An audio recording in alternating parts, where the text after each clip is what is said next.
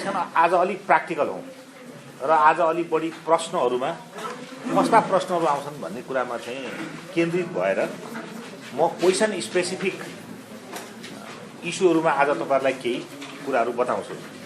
मलाई एकजना मित्रले यहाँ सायद म हिजो अलिकति धेरै थ्योरिटिकल ब्याकग्राउन्डमा गएको देखेर होला यो प्रश्नपत्र पनि दिनुभएको थियो, मैले प्रश्नहरू पनि हेरेँ।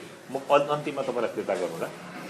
आज मैले यो सरल प्रश्नहरू हेरेँ, यो प्रश्नका आधारमा कतिपय क्वेसन्सहरू चाहिँ रिपिट हुँदा रहेछन्। म रिपिट भएका क्वेसनहरूलाई तपाईलाई अलिक सजिलो होस् भनेर चाहिँ आज अलिकति व्याख्या गर्छु। जस्तो उदाहरणको लागि एउटा प्रश्न मैले बारम्बार रिपिट भएको के देखेँ भने बिल अफ राइट्स भनेको के हो भनेर आउँदो रहेछ।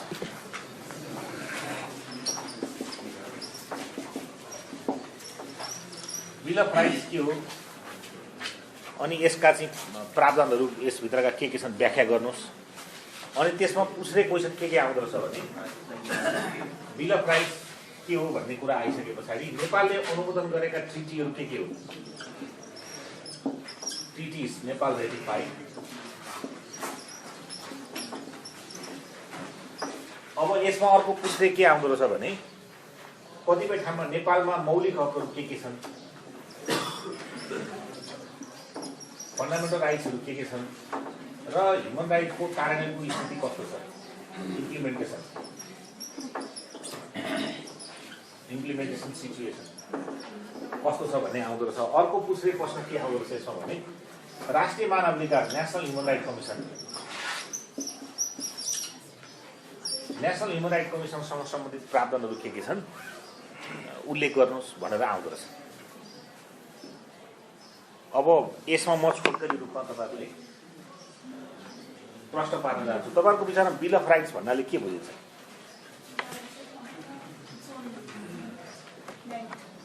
हो, यहाँ वास्तवमा कानुनको विद्यार्थीले यसमा कन्फ्युजन हुँदैन।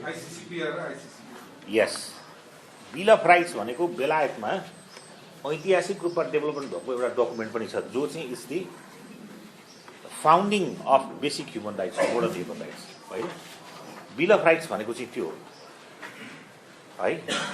तर वास्तवमा ह्युमन राइट्स लमा, इन्टरनेसनल ह्युमन राइट्स लमा बिल अफ राइट्स भन्नाले चाहिँ के बुझिन्छ भनेदेखि universal declaration of human rights, international covenant on civil and political rights, international covenant on economic, social and culture राइट्सको संयुक्त दस्तावेज, तीनटा दस्तावेजलाई एकै हिसाबले बुझ्नु पर्यो भने this three documents are consider as a bill of rights in international human rights है। यसलाई चाहिँ प्रतिबिम्बात्मक रूपमा के भन्छ, त्यसलाई चाहिँ प्रतिबिम्बात्मक रूपमा रिफ्लेक्टिभ बिल अफ राइटको हिस्ट्री छुट्टै छ। बिल अफ राइट त्यसको चाहिँ फाउन्डिङ डकुमेन्ट्सहरू हो। तर आधुनिक मोडर्न लिगल कन्सेप्टमा चाहिँ बिल अफ राइट भन्नाले universal declaration of human rights, international covenant on civil and political rights 1966, international covenant on economic, social and culture राइट्सको संयुक्त दस्तावेजलाई बिल अफ राइट्स भनिन्छ। त्यो भन्नुको पछाडिको कारण के हो भनेदेखि यी तीनटा दस्तावेजहरूलाई एकै ठाउँमा राख्यो भने आधुनिक मानवाधिकारका आधारभूत कुराहरू त्यसबाट मिश्रित हुन्छ होइन। जस्तो त्यहाँ भनेको के हो भनेदेखि युनिभर्सल डिक्लेरेसनमा दुईटै क्याटेगोरीका राइट्स छन्, सिभिल एन्ड पोलिटिकल राइट्सहरू। तपाईँले राइट टु डेभलपमेन्ट पनि त्यहाँ पाउनुहुन्छ, कतिपय कलेक्टिभ राइट्सहरू पनि पाउनुहुन्छ।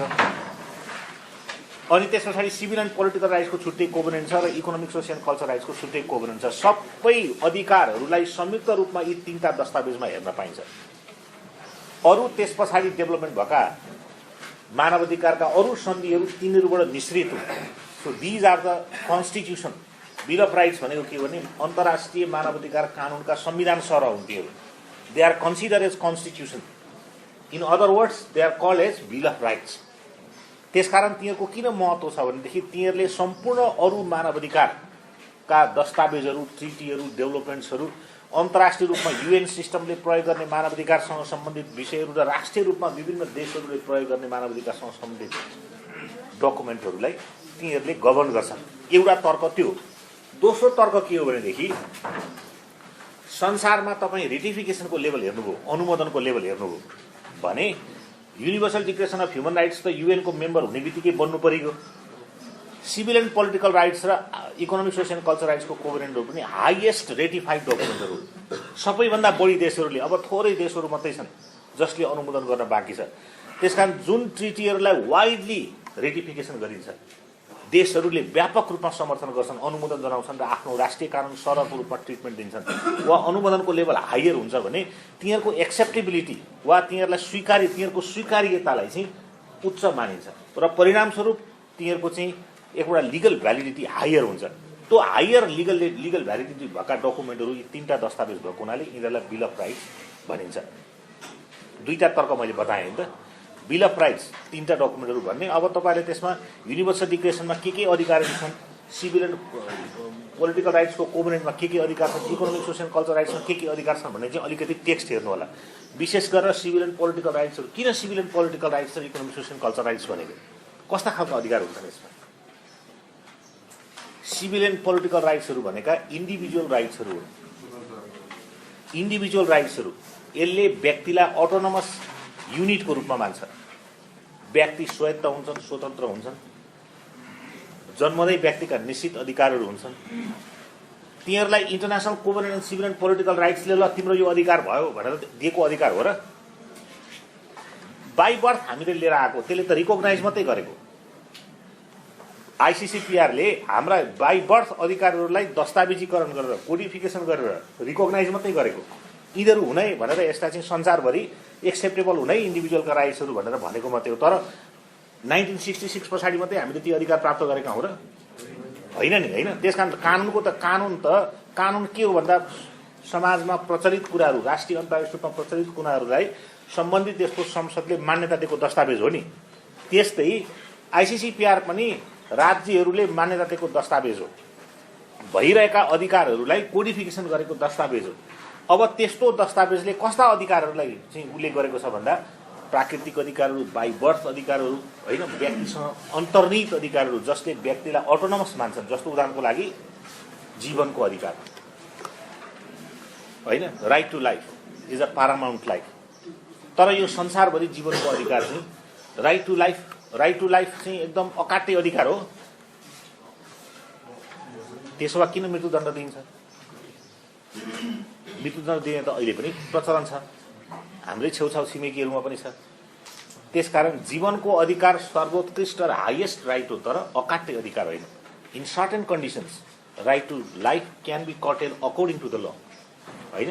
तर क्रमशः बिस्तारै एउटा प्रचलनको के विकास भइरहेको छ भनेदेखि जीवनको अधिकार पारामाउन्ट राइट हो, त्यसकारण डेथ पेनल्टी दिनु हुँदैन भन्ने एउटा व्यापक ठुलो अभियान चलेको छ। इभन तपाईँले भारतमा पनि अहिले मृत्युदण्ड दिने कुरामा सर्वोच्च अदालतले रेयरेस्ट अफ द रेयर केसेसहरू त्यहाँ व्यवस्था भए पनि एकदम थोरै मात्रामा दिइन्छ। अमेरिकामा पनि मृत्युदण्ड दिने प्रचलनहरू घटेका छन्। इभन चाइनामा पनि मृत्युदण्ड दिने कुराहरूमा व्यापक प्रश्नहरू उठिरहेका छन्। तर मैले भनिरहेको के भने कानुनी रूपमा right to life is not, के भन्छ त्यसलाई, युज कोजन्स भन्छ त्यसलाई अङ्ग्रेजी टर्ममा, होइन, ल्याटिन टर्ममा भनेको प्रिएम्पटरी नर्म्स इन इन्टरनेसनल, प्रिएम्पटरी नर्म्स वा अकाट्य खालको त्यस्तो चाहिँ बाध्यात्मक अधिकार होइन। जस्तो नेपालमा बाध्यात्मक अधिकार भयो किनभने हाम्रो संविधानले मृत्युदण्डलाई उन्मूलन गरेको छ, होइन। तर अरू कतिपय देशहरूले गरिरहेका छन् जहाँ प्रश्न उठिरहेको छ। त्यसकारण त्यस्ता अकाट्य अधिकारहरू के हुन् भन्नुहोस् त? International covenant and civil and political राइट्सको आर्टिकल 7 हेर्नु हो भने यातना विरुद्धको अधिकार छ। यातना विरुद्धको अधिकार इज प्रोहिबिटेड एभ्रिवेयर। यो एकदम हाइएस्ट लेभलको अकाट्य अधिकार होइन, तर ग्रोइङली अलमोस्ट 95% अकाट्य अधिकार। नेपालको पनि संविधानको धारा 26 मौलिक अधिकारमा धारा 26 हेर्नुभयो भनेदेखि यातनालाई फौजदारी अपराधको रूपमा हेरिएको छ, तर कानुनले त्यसलाई फौजदारी व्यवस्थाको रूपमा परिभाषित गरेको छैन। तर संसारभरि यातना दिँदैन भन्ने कुरा चाहिँ अब वेल इस्टाब्लिस छ। नेपालमा पनि यातना दियो भने क्षतिपूर्ति तिर्नुपर्छ है भन्ने कानुनी व्यवस्था छ, होइन। त्यसकारण मैले यहाँ भन्न खोजेको के हो भने आइसिसिपिआरले कस्ता अधिकारहरू राख्छ भने व्यक्तिका फिजिकल इन्टिग्रिटी, जस्तो उदाहरणको लागि फ्रिडम अफ एक्सप्रेसन, बोल्न पाउने अधिकार। यो बोल्न पाउने अधिकार कस्तो? यसमा अंकुश लाउन पाइन्छ कि पाइँदैन? इन सर्टेन कन्डिसन यस। यदि कसैले आफ्नो फ्रिडम अफ एक्सप्रेसन प्रयोग गर्दाखेरि अर्काका अधिकारहरूमा गम्भीर आघात पुर्याउँछ, सार्वजनिक नैतिकता वा पब्लिक अर्डरमा गम्भीर आघात पुर्याउँछ, साम्प्रदायिक एक खालको जुन चाहिँ विखण्डन छ वा हेट्रेड भन्छौँ हामी, होइन, एकले अर्को जातिलाई चाहिँ घृणा गरेर गर्ने चाहिँ स्पिचहरू हुन्, त्यस्ता स्पिचहरू बोलेर चाहिँ जातीय तनाव बढाउँछ भने त्यो बेलामा फ्रिडम अफ एक्सप्रेसन चाहिँ क्यान बी लिमिटेड। तर त्यसको ग्राउन्ड हुनुपर्छ। त्यसको यसरी बोल्यो भनेर जथाभावी भन्न पाइँदैन। त्यस्ता ग्राउन्डहरूको लिमिटेसन के हुनुपर्छ? That must be accepted in a democratic society. लोकतान्त्रिक समाजले एक्सेप्ट गरेको मूल्यहरू भन्दा वा इम्प्रोपोर्सनेट ढङ्गले बोलेको यति छ, प्रतिबन्ध यति लगाउन पाइँदैन, है। त्यसकारण चाहिँ those restrictions should be according to the principle of democratic governance. त्यसकारण आइसिसिपिआरका अधिकारहरूको नेचर बुझ्नुपर्छ। Freedom of expression, right to association, political party खोल्न पाउने, सङ्घ संस्था खोल्न पाउने, होइन, एक ठाउँबाट अर्को ठाउँमा घुमफिर गर्न पाउने, धार्मिक स्वतन्त्रताहरू राख्न पाउने, आफ्नो भाषा, धर्म, संस्कृतिका कुराहरू चाहिँ सिभिल एन्ड पोलिटिकल राइट्सभित्र पर्छन् भनेदेखि अविभेद र समानता। अल पिपुल आर हामी चाहिँ सबै मान्छेहरू कानुनको अगाडि समान छौँ भन्ने मान्यता राख्छौँ नि, होइन। त्यसको कन्ट्रास्ट अपोजिट के हो? पहिला के मान्यता थियो? People are equal before the god भन्ने थियो। Every one is equal before the god. So गडको प्रतिनिधिहरू राजा भएको हुनाले every one is equal before the king भन्ने मान्यता थियो। त्यसलाई च्यालेन्ज गर्नलाई no, everybody is equal before the law, it's neither god nor king भन्ने मान्यताको विकास भयो। भनेपछि बेसिक प्रिन्सिपल के हो भनेदेखि समानताको प्रिन्सिपल के हो भने, रुल अफ लको बेसिक फाउन्डेसन समानताको प्रिन्सिपल के हो भने सबै व्यक्तिहरू कानुनको अगाडि बराबर छन्। जसले गल्ती गर्छ कानुनको चाहिँ उसले सामना गर्नुपर्छ भन्ने मान्यताको आधारमा। जस्तो उदाहरणको लागि एक्सप्लेन हैन, जस्तो तपाईले तपाईँ बोल्न पाउने अधिकारहरू पनि सबै अब एउटा कन्डिसन भयो नि त। कुनै शब्द सीमामा रहेर मात्रै बोल्न पाइने भयो। यस यस। अनि त्यो त कुनै पनि हालतमा ह्युमन राइट्स त एब्सोल्युट नभएपछि हामीले कसरी यसको बारेमा वकालत गर्न सक्छौँ? जस्तो उदाहरणको लागि तपाईलाई चाहिँ यस्तो विचार आयो, यस्तो नोबेल विचार आयो, मानिलिनुहोस् यो पृथ्वीलाई चाहिँ एकदम अहिलेको भन्दा शक्तिशाली आणविक हतियारहरू निकालेर म एकदम टुक्रा टुक्रा पारिदिन्छु भन्ने विचार आयो र त्यो विचार तपाईँले एक्सप्रेसन गर्नुभयो। Is that acceptable? तपाईँलाई के लाग्यो भनेदेखि यो पर्टिकुलर कम्युनिटीका मान्छेहरू चाहिँ यो देशमा गडबडी मचाउने मान्छेहरू हुन्, यिनीहरूलाई सखाप नपारिकन यो देश नमन्ने भन्ने तपाईँलाई आयो विचार। तपाईँ क्यान यु से द्याट? त्यसकारण केही ओपिनियनहरू छन्। समाजमा असल मान्छेहरू मात्रै बस्दैन, समाजमा खराब विचार बोक्ने मान्छेहरू पनि बस्छन्, होइन। त्यसकारण मानवाधिकार भनेको स्वच्छन्दता होइन, होइन, एकदम एक्जाग्रेटेड ओपिनियनहरू दिने वा स्क्यालेटेड ओपिनियनहरू दिने, एकदम चाहिँ पपुलिस्ट ओपिनियन दिने, आफूलाई पपुलर बनाउनको लागि जे पायो त्यही बोल्ने, होइन। Populist are sometime consider is the rightest, extreme rightest, होइन। भनिदियो अनि भने पछाडि एउटा उत्तेजना आउँछ, त्यस पछाडि आफू बेपत्ता भयो। मैले भन्न खोजेको कुरो के हो भने ह्युमन राइट्सको वकालत गर्ने भनेको हामी वी आर इक्वल, तर अनावश्यक कुरा गर्नेहरूको विरुद्ध चाहिँ यसले त्यो फ्रिडम दिँदैन है भन्ने मान्यताको आधारमा यसलाई बुझ्नुपर्छ। त्यसकारण कतिपय अधिकारहरू एब्सोल्युट छन् जहाँ प्रतिबन्ध छ, जस्तो फ्रिडम अफ एक्सप्रेसन त्यतिखेर मात्रै आउँछ जहाँ सर्टेन कन्डिसन हो। पत्रिकाले पनि त अहिले दिनशोभा प्रकरणमा फ्रिडम अफ एक्सप्रेसनको के अरे चाहिँ कुनै पत्रिकाले के भन्छन्, यो हाम्रो फ्रिडम अफ एक्सप्रेसन हो, लेख्न पाइहालिन्छ नि भन्ने कुरा छ, होइन। तर गम्भीर प्रश्न उठेको छ, के त्यो न्युज करेक्ट थियो? यदि त्यो न्युज करेक्ट थिएन भने is that a misuse of freedom of expression? व्यक्तिका अधिकारहरू र मान मर्यादा के अरे मर्दनका कुराहरू के हुन्छन् भन्ने प्रश्नहरू उठेका छन्। त्यसकारण there must be a balance, एउटा सन्तुलन हुनुपर्छ, होइन। त्यो सन्तुलन चाहिँ कानुन, मानवाधिकारसँग सम्बन्धित कानुनहरूले व्यवस्थापन गर्छन्। त्यो सन्तुलन बिग्रियो, कसैले एक्सेसिभ प्रयोग गर्यो भने हामी विवाद कहाँ लिएर जान्छौँ? अदालतमा विवाद लिएर जान्छौँ र अदालतबाट समाधान गर्छौँ। त्यसकारण मानवाधिकार भनेको एडभोकेसीको विषय मात्रै होइन, मानवाधिकार भनेको नैतिक शिक्षा होइन, मानवाधिकार भनेको इट्स ल। हामीले के बुझ्नुपर्छ? हामी त कानुनका विद्यार्थी हौँ। ह्युमन राइट्स भनेको इज ल। मानवाधिकारको क्षेत्रमा काम गर्ने मान्छे विभिन्न छन्, हामी पनि गर्छौँ, तर अरूले गर्ने काम र हामीले गर्ने काममा फरक छ। हामीले बुझ्नुपर्छ त्यो कुरो। हाम्रो लिगल साइड हो, हामी कानुनी पक्षको हौँ। मानवाधिकारको क्षेत्रमा वकालत गर्ने छन्, एडभोकेसी गर्ने मान्छेहरू छन्, उनीहरूका आफ्नै स्ट्राटेजी छन्, आफ्नै पोलिसी छन्, रणनीतिहरू छन्। हामीले गर्ने भनेको वाट इज ल, कानुनले के भन्छ, कानुनले कस्तो व्याख्या गरेको छ, मानवाधिकारभित्र पनि कानुन छ। What are the human rights laws and how they are interpreted, कोर्टले कसरी गर्यो, अन्तर्राष्ट्रिय रूपमा त्यसको व्याख्या कसरी भयो भन्ने कुराहरू हामीले हेर्नुपर्छ। त्यसकारण मैले भन्न खोजेको कुरो के भने सिभिल एन्ड पोलिटिकल राइट्समा समानताको अधिकार, अविभेद, नन डिस्क्रिमिनेसन, मान्छेहरूको जात, जाति, भाषा, उत्पत्ति, रङ्ग, होइन, पछिल्लो समयमा सेक्सुअल ओरिएन्टेसन, आइडेन्टिटी लगायतका विषयहरूको आधारमा चाहिँ मान्छेलाई विभेद गर्न पाइँदैन। पछिल्लो समयमा त कतिसम्म आयो भने गरिब भएको कारणले विभेद गर्न पाइँदैन, गर्भवती भएको कारणले विभेद गर्न पाइँदैन भन्नेसम्मका ग्राउन्ड अफ नन डिस्क्रिमिनेसनको पछिल्लो समयमा विकास भएको पाइन्छ। त्यसकारण सिभिल एन्ड पोलिटिकल राइट्सहरूको नेचरलाई तपाईँहरूले बुझ्न जरुरी छ, जुन नेचरहरू सिभिल एन्ड पोलिटिकल राइट्सको कोभेनेन्टमा उल्लेख छन् र मूलत हाम्रो संविधानको मौलिक हकमा ती कुराहरू उल्लेख छन् है। मौलिक हकमा ती कुराहरू सिभिल एन्ड पोलिटिकल राइट्सलाई व्यापक रूपमा उल्लेख गरिएको छ। 2047 सालसम्मको हाम्रो मौलिक अधिकारको बनावट भनेको सिभिल एन्ड पोलिटिकल राइट्सको बनावट हो।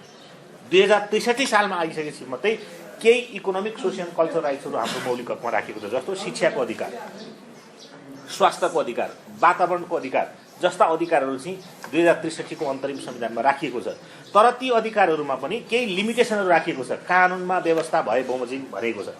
परिणामस्वरूप के भयो, मौलिक हकमा कुनै व्यवस्थालाई राख्नु भनेको मौलिक हक उल्लङ्घन हुने बित्तिकै त्यो व्यक्तिले अदालतमा गएर उजुरी गर्न पाउनु हो र अदालतले यो मौलिक हकको राज्यले उल्लङ्घन गरेछौ तुरुन्त यसको चाहिँ यो कार्य नगर्नु अर्थात् यस्तो कार्यलाई चाहिँ गर्न नदिनु भनेर आदेश जारी गर्नुभयो। जब कानुनमा व्यवस्था भए बमोजिम भनेर उल्लेख गरिएको हुन्छ त्यतिखेर त न्यायालयले जुडिसियल रिभ्यू गर्न सक्दैन। उसले के भन्छ, कानुनै बनेको छैन वा म कानुनमा जति बनेको छ त्यति मात्रै रिभ्यू गर्न सक्छु भनेर अदालतले भन्छ। त्यसकारण पछिल्लो समयमा मौलिक हकभित्र आर्थिक सामाजिक सांस्कृतिक अधिकारलाई राख्ने प्रचलन नेपालमा पनि 2063 सालदेखि बढेको छ। तर तिनीहरूमा कानुनमा व्यवस्था भए बमोजिम भनेर उल्लेख गरेको कारणले तिनीहरूको जुडिसियल रिभ्यू हुनको लागि चाहिँ अदालतलाई बन्धन लगाइएको छ। यसमा तपाईँले एउटा महत्त्वपूर्ण केस छ, जयपुरी घरती भन्ने एकजना सभासद हुनुहुन्थ्यो पहिला। जयपुरी घरतीहरूले एउटा मुद्दा हाले, जयपुरी घरती जस्तो जयपुरी घरती र अर्को एकजना समथिङ के हुनुहुन्छ बागलुङतिरको मान्छे र के भने संविधानमा कानुन आर्थिक सामाजिक सांस्कृतिक अधिकार कार्यान्वयन गर्नको लागि कानुनमा व्यवस्था भए बमोजिम भन्ने कुरा उल्लेख छ। तर यस्ता कानुनहरू बनेका छैनन्। यस्ता कानुनहरू बनाउनको लागि सरकारलाई आदेश गरी पाऊँ भनेर सर्वोच्च अदालतमा मुद्दा हाल्नु उहाँले होइन। त्यो मुद्दामा सर्वोच्चले के भन्यो भने यस कानुनमा व्यवस्था भए बमोजिम भनेर उल्लेख गरेको हुनाले त्यस्ता कानुनहरू बनाउनु भन्यो। राज्यले कानुनै बनायो, अहिलेसम्म चाहिँ कानुनै बनाएको छैन। त्यसकारण मैले भनेको के भने नेपालमा 2063 साल, म यो फन्डामेन्टल राइट्समा छु, 63 सालका संविधानहरूमा मौलिक हकमा आर्थिक सामाजिक सांस्कृतिक अधिकार उल्लेख गरेको भए तापनि सर्वोच्च अदालतले कानुन बनाउनु भनेर आदेश दिइरहेको परिप्रेक्ष्यमा पनि राज्यले कानुनहरू बनाएर त्यसमा न्यायिक निरूपण वा जुडिसियल रिभ्यू हुन नसकेको वर्तमान अवस्था छ होइन। त्यसकारण मैले यहाँ उल्लेख गर्न खोजेको के हो भने आर्थिक सामाजिक सांस्कृतिक अधिकारहरूको स्रोत के हो, universal declaration of human rights हो। पछि छुट्टै कोभेनेन्ट बन्यो आर्थिक सामाजिक सांस्कृतिक अधिकारसँग सम्बन्धित अधिकारहरू। त्यसका अधिकारहरू के हुन्छ, आर्थिक सामाजिक सांस्कृतिक अधिकारभित्र के पर्छ होइन। सोसियल सेक्युरिटी भन्नाले के बुझिन्छ, सोसियल सेक्युरिटी भनेको अशक्त अवस्थामा व्यक्तिहरूलाई राज्यले सपोर्ट गर्नुपर्छ। सोसियल सामाजिक सुरक्षा, it's not police security, it's not national security, social security. समाजमा मान्छेहरू सबै काम गर्न सक्ने अवस्थामा तपाईँ हामी पनि भोलि गर्दैछौँ, अहिले कमाउँदैछौँ, खाँदैछौँ, खुदरुक्क हुन सक्छौँ। त्यो बेलामा कोही हेर्ने मान्छे भएन भने राज्यले हेर्नुपर्छ। There must be some social security. सबै मान्छे बुढाबुढी हुन्छ होइन, त्यसकारण त्यस्तो बेलामा मान्छेलाई हेर्नुपर्छ भन्ने मान्यता के हो, सोसियल सेक्युरिटी हो। लो इन्कम भएका मान्छेहरूलाई सपोर्ट गर्ने, बुढेसकालमा सपोर्ट गर्ने, अशक्त भएको अवस्थामा सपोर्ट गर्ने होइन। त्यो नि आर्थिक सामाजिक सांस्कृतिक अधिकारका एउटा पार्टहरू हुन्। तर आर्थिक सामाजिक सांस्कृतिक अधिकार भन्नाले सोसियल सेक्युरिटी मात्रै बुझिँदैन। आवासको अधिकार नसक्ने मान्छेहरूलाई राज्यले दिनुपर्छ, तर अल्छीहरूलाई होइन, जो गर्दैछन् काम गर्दैछन् तर लेफ्ट आउट छन्, सक्दैनन्, स्ट्रगल गरिरहेका छन्, विभिन्न परिस्थितिले गरिरहेका छन् होइन, राज्यले निश्चित समयसम्म सपोर्ट दिन्छ। खाद्यान्नको अधिकार, राइट टु फुड भनेको कतिपय मान्छेहरूले विद्यार्थी साथीभाइहरूले कहिले जोकमा के भन्नुहुन्छ भनेदेखि होइन खान पाउने अधिकार त मौलिक हक पनि भन्नुहुन्छ होइन, त्यस्तो होइन। त्यो रिमोट ठाउँमा मान्छेहरू बसेका छन्, उत्पादन काम गरिरहेछन्, मेहनत गरिरहेछन्, बाढी आयो, ड्राउट लाग्यो, खडेरी भयो, असिना आयो, हिउँ पऱ्यो, वर्षा भयो, मान्छेले चाहिँ कमाउनु लगाएको थियो, कमाएको थियो, भएन होइन। क्रप फेलियर्स भन्छ, ड्राउट भन्छ होइन, त्यस्ता विभिन्न परिस्थितिहरू हुन्छन् र मान्छेहरूले कमाउँछन्, काम गर्छन् 6 महिनाभन्दा खान पुग्दैन होइन। त्यस्तो ठाउँहरूमा राज्यको ड्युटी हुन्छ। सहरमा पनि मान्छेहरू, गरिब मान्छेहरू, धनी मान्छे मात्रै बस्छन्, सहरमा पनि गरिब मान्छेहरू पनि बस्छन्। गाउँमा मात्रै गरिब बस्दैन, सहरमा पनि there are poor class, working class, less working class भन्दा पनि एकदम तलको मान्छेहरू जो काम पनि गर्न नसक्ने अवस्थामा मान्छेहरू बस्छन्। त्यस्तो मान्छेलाई पनि राज्यले सर्टेन सपोर्ट गर्नुपर्छ भन्ने मान्यताको आधारमा यो हुने मान्छेलाई दिने होइन, मान्छेलाई दिने हो, तर कस्तो मान्छेलाई? नहुने मान्छेलाई, त्यो अवस्थामा नभएका मान्छेलाई right to food, right to housing, right to education. यस, सबै तहका मान्छेहरूले शिक्षाको अधिकार प्राप्त गर्नुपर्छ। प्राइमरी निःशुल्क हुनुपर्छ, होइन, कम्पलसरी हुनुपर्छ। त्योभन्दा माथि राज्यले जति दिन सक्छ त्यो न्यूनतम हो, होइन। त्यो पनि क्वालिटीको हुनुपर्छ, एक्सेसेबल हुनुपर्छ, होइन। त्यो चाहिँ अब नेपालको शिक्षाको बारेमा हामी पढ्न त पढ्छौँ, तर शिक्षाको क्वालिटीको बारेमा हाम्रोमा व्यापक प्रश्न उठ्छ। व्यापक प्रश्न छ हाम्रो शिक्षाको क्वालिटीको बारेमा। त्यो प्रश्न तपाईँले त्यतिखेर बुझ्नुहुन्छ जतिखेर हामीले अन्तर्राष्ट्रिय इन्टरनेसनल विदेशीहरूसँग कम्पिट गर्नुपर्छ।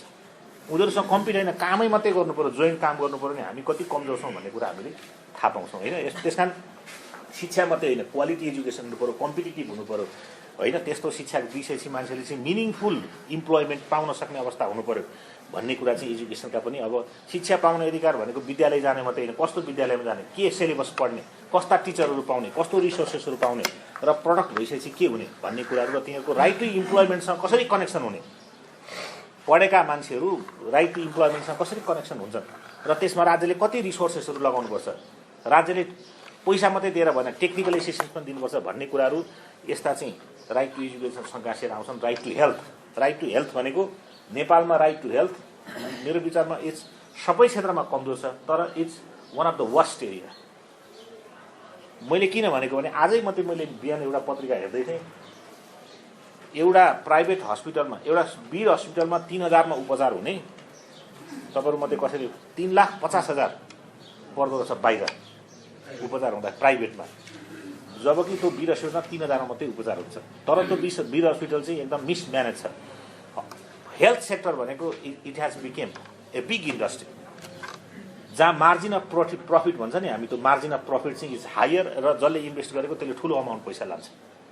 त्यस कारण हेल्थ, राइट टु हेल्थ भनेको अस्पताल खोल्नु मात्रै होइन, धेरै अस्पताल भए सुविधा मात्रै होइन, गरिबहरूले जसको लो इन्कम छ, होइन, त्यो इन्कम भएका मान्छेहरूले अस्पतालमा एक्सेस पाएका छन् छैन, अस्पताल मात्रै होइन, मेडिसिन भएको अस्पताल छ कि छैन, इक्विपमेन्ट छ कि छैन, अनि त्यो चाहिँ मान्छेहरूको पहुँचको नजिक छ कि छैन, कति निःशुल्क दिन्छ नसक्ने मान्छेहरूलाई, इमर्जेन्सीबाट एक्सिडेन्ट भएर गएको छ अनि उसले चाहिँ उपचार गर्दै मान्छेको डेथ हुन सक्छ त्यो बेलामा, होइन, किनभने पछि हुल्लुङ्गा हुन्छ, गडबडी हुन्छ, हामीले लानु अर्को हस्पिटल लानु, हस्पिटलै लिँदैन। अहिले तपाईँहरू काठमाडौँमा दुर्घटना परेर हार्ट एट्याक भएर क्रिटिकल अवस्थामा भएको मान्छे लिएर जानुहोस्, हतपति हस्पिटलले भर्ना लिँदैन, प्राइभेट हस्पिटल। यो तपाईँलाई ज्ञान छ कि छैन? मान्छे मरिहाल्यो भने बाहिर आएर डाङ्नु गर्छन्, त्यस कारण होइन, अर्को लानुहोस्, त्यो बाटोमै मान्छे मर्न सक्ने सम्भावना छ। मैले भन्न खोजेको कसले रेगुलेट गर्छ यसमा? Who regulates? There are no such mechanism. त्यस कारण यस्ता कुराहरूलाई कसरी राज्यले इन्भेस्टमेन्ट गर्ने, रेगुलेट गर्ने, होइन, प्रो पुअर बनाउने, होइन, त्यस कारण यस्ता कुराहरू चाहिँ आर्थिक सामाजिक सांस्कृतिक अधिकारभित्र बस्ने, कस्तो लिगल रेजिम बनाउने, अदालतमा मुद्दा हाल्नु पर्यो राइट टु हेल्थमा। अस्पताल छ, डाक्टर छैन, डाक्टर हाजिर गरे पाउँ, अस्पताल छ, कुनै इक्विपमेन्ट छैन, वा हाम्रो नजिकमा अस्पतालै छैन, डक्टर आउनुपर्ने आउँदैन, हेल्थमा हेल्थ एसिस्टेन्ट पनि आउनु पर्दैन। These are the subject of litigation. यिनीहरू मुद्दाका विषयहरू, जुडिसियल रिभ्यूका विषयहरू। त्यस कारण आर्थिक सामाजिक सांस्कृतिक अधिकारहरू पनि अहिले पछिल्लो समयमा न्यायिक पुनरावलोकनको विषय हुन सक्छन्, मुद्दा हाल्न सकिन्छ भन्ने मान्यता नेपालमा पनि विकास भइरहेको छ। त्यस कारण फन्डामेन्टल राइट्स अन्तर्गत 47 सालसम्मको मौलिक हकमा हामीले यसमा तपाईँले छोटकरी ब्रिफ के लेख्नुहोस् भने 2004 सालको संविधानमा जो कार्यान्वयन भएन, मौलिक अधिकारसँग सम्बन्धित व्यवस्था राखिएको थियो, होइन, तर त्यसलाई कुन अदालतमा मुद्दा हाल्ने भन्ने कुरो उल्लेख थिएन। 4 सालको संविधान कार्यान्वयन भएन, 7 सालको संविधानमा मौलिक हकको व्यवस्था राखिएन। 4 सालको संविधानमा राखिएका मौलिक हकलाई लगेर निर्देशक सिद्धान्त, राज्यका निर्देशक सिद्धान्त भनेर राखियो। निर्देशक सिद्धान्तहरू अदालतमा उठाउन पाइँदैन। 7 सालसम्म पनि ती अधिकारहरूलाई कुन अदालतमा मुद्दा उठाउने लाने भन्ने कुरो संविधानमा उपचारको हक उल्लेख गरिएको थिएन। परिणामस्वरूप एकैचोटि 2015 सालको संविधानमा मौलिक हक भन्ने व्यवस्थाहरू राखिए र त्यस पछाडि 13 सालमा सर्वोच्च अदालत पनि गठन भइसकेको थियो। त्यसरी 15 सालको संविधानमा राखेका मौलिक हकहरू उल्लङ्घन भयो भने उपचारको हक अन्तर्गत अदालतमा मुद्दा हाल्न पाइन्छ, सर्वोच्च अदालतमा मुद्दा हाल्न पाइन्छ भनेर पहिलोचोटि 15 सालको संविधानले मौलिक हकको व्यवस्था गर्यो, उपचारको हक पनि व्यवस्था गर्यो, सर्वोच्च अदालत पनि व्यवस्था भइसकेको हुनाले अनि उपचारको हकहरू सुरुवात भयो। रिटको क्षेत्राधिकार पनि त्यस पछाडि बिस्तारै क्रमशः प्रयोग हुन थाल्यो, होइन। अब त्यस पछाडि 19 सालको संविधानमा पनि मौलिक हकका व्यवस्था राखिए, उपचारको हक राखिए, सर्वोच्च अदालतलाई क्षेत्राधिकार दियो अनि एकैचोटि 47 सालको संविधानमा मौलिक हकका लिस्टहरूलाई, सूचीहरूलाई व्यापक बनाइयो। भनेको धेरै अधिकारहरू राखियो। त्यो अधिकारहरूको नेचर कस्तो थियो भने नागरिक तथा राजनीतिक प्रकृतिका अधिकारहरूलाई विकास गरियो, अन्तर्राष्ट्रिय प्र्याक्टिसमा आएका अधिकारहरूलाई पनि राखियो, सर्वोच्च अदालतलाई क्षेत्राधिकार प्रदान गरियो र त्यसमा थप एउटा प्रावधान राखियो के भनेदेखि सार्वजनिक सरकारका विषयहरूमा पनि मौलिक हक आकर्षित हुन सक्छ। भारतमा पीएन भगवती लगायतका मान्छेहरूले जो आफ्ना कुराहरू उठाउन सक्दैनन् ती मान्छेहरूका कुराहरू अरू मान्छेले उठाइदिन सक्छन्। सार्वजनिक सरकारका विषयहरू अदालतमा आउन सक्छन्। अदालतले आफै पनि सुमोटो भन्छ होइन, अदालतले आफै पनि त्यस्ता विषयहरू हेर्न सक्छ। फर्मल निवेदनहरू नभइकन कोही मान्छेले सानो चिरकटहरू अदालतलाई सूचना दिए भने पनि त्यस्ता इस्युहरू उठाउन सकिन्छ भनेर जुन सार्वजनिक सरकारका विवादसँग सम्बन्धित एउटा चाहिँ जुरिस्प्रुडेन्स भारतमा डेभलप भएको थियो, त्यसलाई हामीले संविधानको धारा 88(2) 2047 सालमा हामीले उल्लेख गर्यौं र त्यो 88(2) प्रयोग गर्दा पनि मौलिक हकको उल्लङ्घन भएको छ भने कार्यान्वयन हुने भन्ने व्यवस्था हामीले राख्यौं। त्यसकारण मौलिक हकको लिस्ट पनि 47 सालको संविधानले बढायो। क्षेत्राधिकार पनि, उपचारको क्षेत्राधिकारको अधिकार पनि व्यक्ति मात्रै होइन, अब समूहलाई प्रतिनिधित्व गरेर कोही थर्ड पर्सन पनि अदालतमा जान सक्ने गरी हामीले चाहिँ अदालतको क्षेत्राधिकारलाई ओपन गर्यौं। तर दुर्भाग्यवश हामीले त्यो बेलासम्म आर्थिक सामाजिक तथा सांस्कृतिक अधिकारहरूलाई संविधानमा राख्न सकेनौं। 47 सालको संविधान आइसकेपछि मात्रै नेपालले इन्टरनेसनल ट्रिटिज, विभिन्न अन्तर्राष्ट्रिय सन्धिहरू सन् 1990 मा अनुमोदन गर्यो। 1990 मा लोकतान्त्रिक सरकार आयो, पञ्चायती व्यवस्थाको अन्त्य भयो, नेपाल अन्तर्राष्ट्रिय समुदायमा चाहिँ बढी एक्सपोज भयो। संयुक्त राष्ट्र संघको सदस्यता पहिला भए पनि संयुक्त राष्ट्र संघका आधारभूत सङ्घ संस्थाहरू नेपालमा काम गर्न थाले र व्यापक रूपमा नेपालको अन्तर्राष्ट्रिय एक्सपोजर भइसके पछाडि नेपालले मानवाधिकारसँग सम्बन्धित अन्तर्राष्ट्रिय सन्धिहरू अनुमोदन गर्नुपर्छ भन्ने दबाब बढ्यो। नेपालमा मानवाधिकार आन्दोलनको पनि एउटा विकास भइरहेको थियो। ह्युमन राइट अर्गनाइजेसनहरू त्यतिखेर तपाईँले ह्युरोन भन्ने ह्युमन राइट अर्गनाइजेसन थियो, इन्सेक भन्ने ह्युमन राइट अर्गनाइजेसन थियो। व्यापक रूपमा मानवाधिकारलाई मुभमेन्टको रूपमा पोलिटिकल मुभमेन्टसँगै गाँसेर अगाडि बढाइएको थियो। ती संस्थाहरूले त्यस्ता इन्टरनेसनल ट्रिटीहरूलाई अनुमोदन गर्नुपर्छ भन्ने अभियान व्यापक रूपमा सञ्चालन गरे। परिणामस्वरूप नेपाल सरकारले विभिन्न अन्तर्राष्ट्रिय सन्धिहरू अनुमोदन गर्यो। तर दुर्भाग्यपूर्ण के रह्यो भने कस्ता अन्तर्राष्ट्रिय सन्धिहरू अनुमोदन गर्दा त्यसको नेसनल इम्प्लिकेसन के हुन्छ भन्ने व्यापक रूपमा अध्ययन गरिएन। दबावको भरमा एउटा चाहिँ ल गर्नुपर्छ भनेर इन्सिस्टमेन्ट वा इन्करेजमेन्टको भरमा यो गर्नु राम्रो थियो, तर वास्तवमा त्यस्ता सन्धिहरू इम्प्लिमेन्ट चाहिँ अनुमोदन गरिसकेपछि त्यसको कार्यान्वयन कस्तो हुन्छ। हामीले के थाहा पायौँ भने कुमार लामा बेलायतमा पक्राउ परेपछि मात्रै टर्चरमा नेपालमा टर्चर दिएको मान्छे विदेशमा पक्रिन सक्दो रहेछ भन्ने कुरो थाहा पायौँ होइन। भनेको हाम्रो अध्ययनको लेभल तोसम्म कमजोर रहेछ। के रहेछन् सन्धिमा, त्यसको अब्लिगेसन के हो, त्यसले त हाम्रो नेसनल सोभरेन्टीमा गम्भीर असर पार्यो नि। नेसनल हामी कति विक ठान्यौँ, कति विक भयौँ भन्नुहोस् त, कति सेमफुल भयो। त्यसकारण त्यो मुद्दा त चलिरहेकै छ, अझै 8-9 महिना जान सक्ने समस्या। त्यसकारण मैले भन्न खोजेको के भनेदेखि अब कानुन हामीले जानेनौँ, थाहा भएन भन्न त अहिले भन्न पाइएन नि। We have to face the due process. त्यसकारण मैले भन्न खोजेको कुरो के भनेदेखि एज अ स्टुडेन्ट तपाईँले कतिसम्म लेख्न सक्नुहुन्छ भने नेपालले अन्तर्राष्ट्रिय सन्धिहरूको अनुमोदन गर्यो, राम्रो गर्यो, तर त्यसको राष्ट्रिय तयारी भने कमजोर रहेको थियो। जति राष्ट्रिय तयारीहरू गर्नुपर्थ्यो, कानुनहरूमा संशोधन गर्नुपर्थ्यो, कार्यान्वयनको खाका बनाउनु पर्थ्यो र त्यस्ता सन्धिहरूले तोकेका अब्लिगेसनहरूको नेसनल पोलिटिक्समा वा कानुनी सिस्टममा के इम्प्लिकेसन हुन्छ भन्ने अध्ययन गर्नुपर्थ्यो। त्यो अनुमोदन नगरिकन नेपालले सन्धिहरू अनुमोदन गरे तापनि त्यस्ता सन्धिहरूलाई राष्ट्रिय रूपमा कार्यान्वयन गर्नको लागि विभिन्न सङ्घ संस्थाहरूले महत्त्वपूर्ण भूमिका खेले र तिनीहरूलाई राष्ट्रिय रूपमा कार्यान्वयन गर्नको लागि चाहिँ सर्वोच्च अदालत लगायतका निकायहरूमा चाहिँ मुद्दा रिट पिटिसनहरू हालेर कानुनमा संशोधन गर्ने प्रक्रियाहरू पनि अगाडि बढाए। सन् 1991 मा 2048 साल 47-48 सालमा अर्को एउटा महत्त्वपूर्ण कानुन बरु नेपाल सन्धि ऐन। नेपाल सन्धि ऐनको दफा 9, 1 र 2 ले के भन्छ भने हिजो मैले तपाईँहरूलाई बताएँ, नेपालले अनुमोदन गरेका अन्तर्राष्ट्रिय सन्धिहरू नेपाल कानुनभन्दा माथि हुन्छन् र यदि नेपाल कानुन र अन्तर्राष्ट्रिय सन्धिहरू बाजिए भने अन्तर्राष्ट्रिय सन्धिहरू लागू हुन्छन् भन्ने व्यवस्था गरियो। परिणामस्वरूप नेपालले अनुमोदन गरेका ट्रिटीहरू राष्ट्रिय कानुन सर भए र धेरै बाजिएका त्यो कानुनसँग बाजिएका कानुनहरू जस्तो कुरीति, कुप्रथा, महिला असमानता, महिलासँग सम्बन्धित विभेदहरू होइन लगायतका कुराहरू चाहिँ अल्ट्रा भाइरस भयो भनेर सर्वोच्च अदालतमा धेरै प्रशस्त मुद्दाहरू परे। राजनीतिक रूपमा प्राप्त गर्नुपर्ने महिला समानताको विषय सर्वोच्च अदालतको आदेशद्वारा धेरै माथिसम्म उठ्यो। दण्डहीनताको विषयमा कस्तो ठाउँ मान्छे कसरी इम्युन हुन्छन्, के राज्यमा बस्ने मान्छेले अपराध गर्यो भने कानुनी कारबाही भोग्नु पर्दैन, के चाहिँ सुरक्षा फौजमा काम गर्दाखेरि कर्तव्य पालनको सिलसिलामा गरेका ड्युटीहरू अदालतमा प्रश्नै उठाउन सकिँदैन भन्ने जस्ता विषयहरू वा कोही व्यक्तिले सशस्त्र द्वन्द्वको रूपमा गरिएका चाहिँ ज्यादतीपूर्ण घटनाहरू के अदालतको प्रश्नको विषय हुन सक्दैन। राज्य जस्तै चरित्र भएका व्यक्तिहरूले कसैलाई यातना दियो भने त्यस्ता व्यक्तिलाई कोर्टसम्म लिएर आउन सकिँदैन, राज्य होइन भनेर छोड्न सकिन्छ भन्ने व्यापक प्रश्नहरू दण्डहीनताको विषयमा अदालतमा पुगे र अदालतले आदेश दियो र सोसाइटी जति दण्डहीनताबाट मुक्त हुनुपर्ने स्थिति भइसकेको छैन, तर हामीले केही कोसे ढुङ्गाहरू कानुनी रूपमा फड्को पनि मारेका छौँ होइन, कार्यान्वयनको रूपमा चाहिँ। त्यस्तै यस्ता इन्टरनेसनल ट्रिटीहरूले अर्को स्कोप के छोडिदियो भनेदेखि राष्ट्रिय रूपमा कानुन निर्माण गर्ने प्रक्रियामा मैले यहाँहरूलाई चाहिँ हिजै बताएँ, हामी ड्युअलिस्ट कन्ट्री भएको हुनाले कानुन बनाएर मात्रै त्यस्ता ट्रिटीहरूलाई कार्यान्वयन गर्नुपर्ने अवस्थामा विभिन्न कानुनहरू, नयाँ कानुनहरू बनाउने वा भइरहेका कानुनहरूको संशोधन गर्ने प्रक्रिया पनि यसले गम्भीर रूपमा प्रभाव पार्यो। बालबालिकासँग सम्बन्धित कानुन बन्यो, जातीय भेदभावसँग सम्बन्धित अहिले तपाईँले भर्खरै यो दलितहरूसँग सम्बन्धित जातीय छुवाछुतसँग सम्बन्धित ऐन एउटा बनेको छ, त्यसको कार्यान्वयनको प्रश्न उठेको छ, 68 बनेको छ होइन। विभिन्न यस्ता कानुनहरू महिलासँग सम्बन्धित मुलुक ऐनको 11औं संशोधन, 12औं संशोधन र 13औं संशोधनमा प्रत्यक्ष रूपमा त्यस्ता ट्रिटीहरूले प्रभाव पारेको छ भनेदेखि अरू विभिन्न क्षेत्रहरूमा यो तपाईँहरूले चाहिँ माइनोरिटी प्रोटेक्सनको सम्बन्धमा पनि राष्ट्रिय जनजाति प्रतिष्ठान बनेको छ एउटा होइन। त्यसको वास्तवमा त्यो पनि त्यसैको परिणाम हो। आईएलओ कन्भेन्सन रेटिफिकेसन गरिसके पछाडि त्यसलाई संविधानमा कसरी राख्ने भन्नेसम्मका कुराहरू उठे भने कानुनहरूमा कसरी संशोधन गर्ने भन्ने कुरा उठे। सँगसँगै लेबर राइट्ससँग सम्बन्धित आईएलओसँग सम्बन्धित ट्रिटीहरू पनि नेपालले अनुमोदन गर्यो र लेबर राइट्सकासँग सम्बन्धित कानुनहरू पनि हामीले व्यापक रूपमा संशोधन गर्यौँ होइन। त्यसकारण मैले भन्न खोजेको के भने नेपालले अनुमोदन गरेका ट्रिटीहरू मैले यहाँ भनिराख्नु परेन।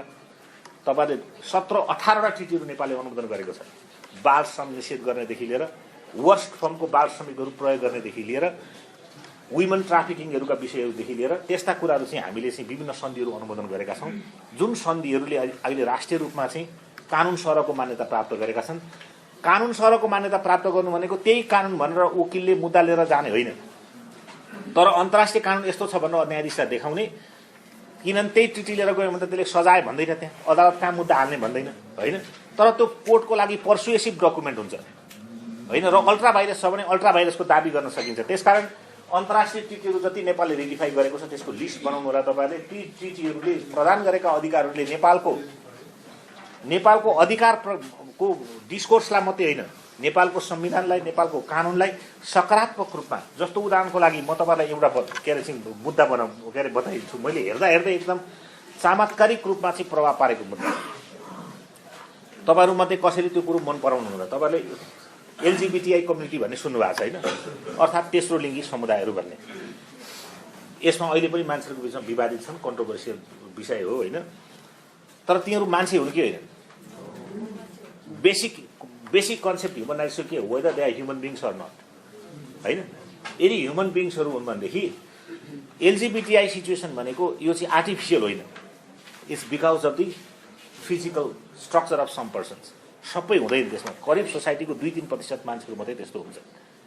हाम्रो समाजमा 2007 सम्ममा त्यस्ता मान्छेलाई हेर्ने दृष्टिकोण अहिले पनि छ, तर त्यतिखेर ड्याम थियो, नेगेटिभ थियो। त्यतिखेर यो हिजडा भन्ने, यसो गर्ने उसो गर्ने भन्ने थियो होइन। छेउछाउै पऱ्यो भने पनि पर तर्की हिँड्ने थियो, अहिले पनि होला त्यो। सर्वोच्च अदालतमा मुद्दा पर्यो। मुद्दा पर्नुको कारण के थियो भने ठमेलको आसपासमा छेउछाउमा उनीहरू राति धेरै जम्मा हुन्थे र उनीहरूको गतिविधिलाई पुलिसले गम्भीर रूपमा निगरानी गर्थे। अनि पक्रेर लगेर रातभरि थुन्यो, भोलिपल्ट छोडिदिन्थ्यो। कतिपय एब्युजमा पर्यो भनेर उनीहरूले गुनासो पनि गर्थे। पक्रिने थुन्ने त्यो चाहिँ चोर पुलिसको कुरो निकै लामो समयसम्म चल्यो। त्यस पछाडि उनीहरूले अदालतमा, सर्वोच्च अदालतमा हामीलाई पुलिसले यसरी ज्यादती गर्यो, राति घुम्न गयो दिँदैन, रेस्टुरेन्टतिर बस्न पनि दिँदैन, हाम्रो चाहिँ एकदम अधिकारको हनन भयो भनेर सर्वोच्च अदालतमा। सर्वोच्च अदालतले हो तेस्रो लिङ्गी भनेका पनि मान्छे नै हुन्, फिजिकल स्ट्रक्चर हो, साइन्टिफिक रूपमा चाहिँ यो प्रुभ भइसकेको। नेपाली समाजमा पनि एकदम पहिला परापूर्व कालदेखि थिए, हाम्रोमा पनि चाहिँ शिखण्डी भन्ने मान्छेहरू थिए नि त हिस्ट्रीमा होइन, त्यस्ता मान्छेहरू थिए।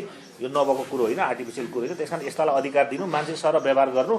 यो डिसेबिलिटी जस्तै कोही मान्छे अपाङ्ग जन्मिन्छन्, त्यस्तै यस्ता मान्छेहरू पनि यस्ता जन्मिन्छन्, त्यस कारण ट्रिट गर्नु, इक्वली दिनु, यस्ता मान्छेलाई गैर कानुनी रूपमा गिरफ्तार नगर्नु भनेर सर्वोच्च अदालतले आदेश जारी गरेको। भोलिपल्टदेखि पुलिसले त्यसरी मान्छेलाई पक्रिन छोड्यो।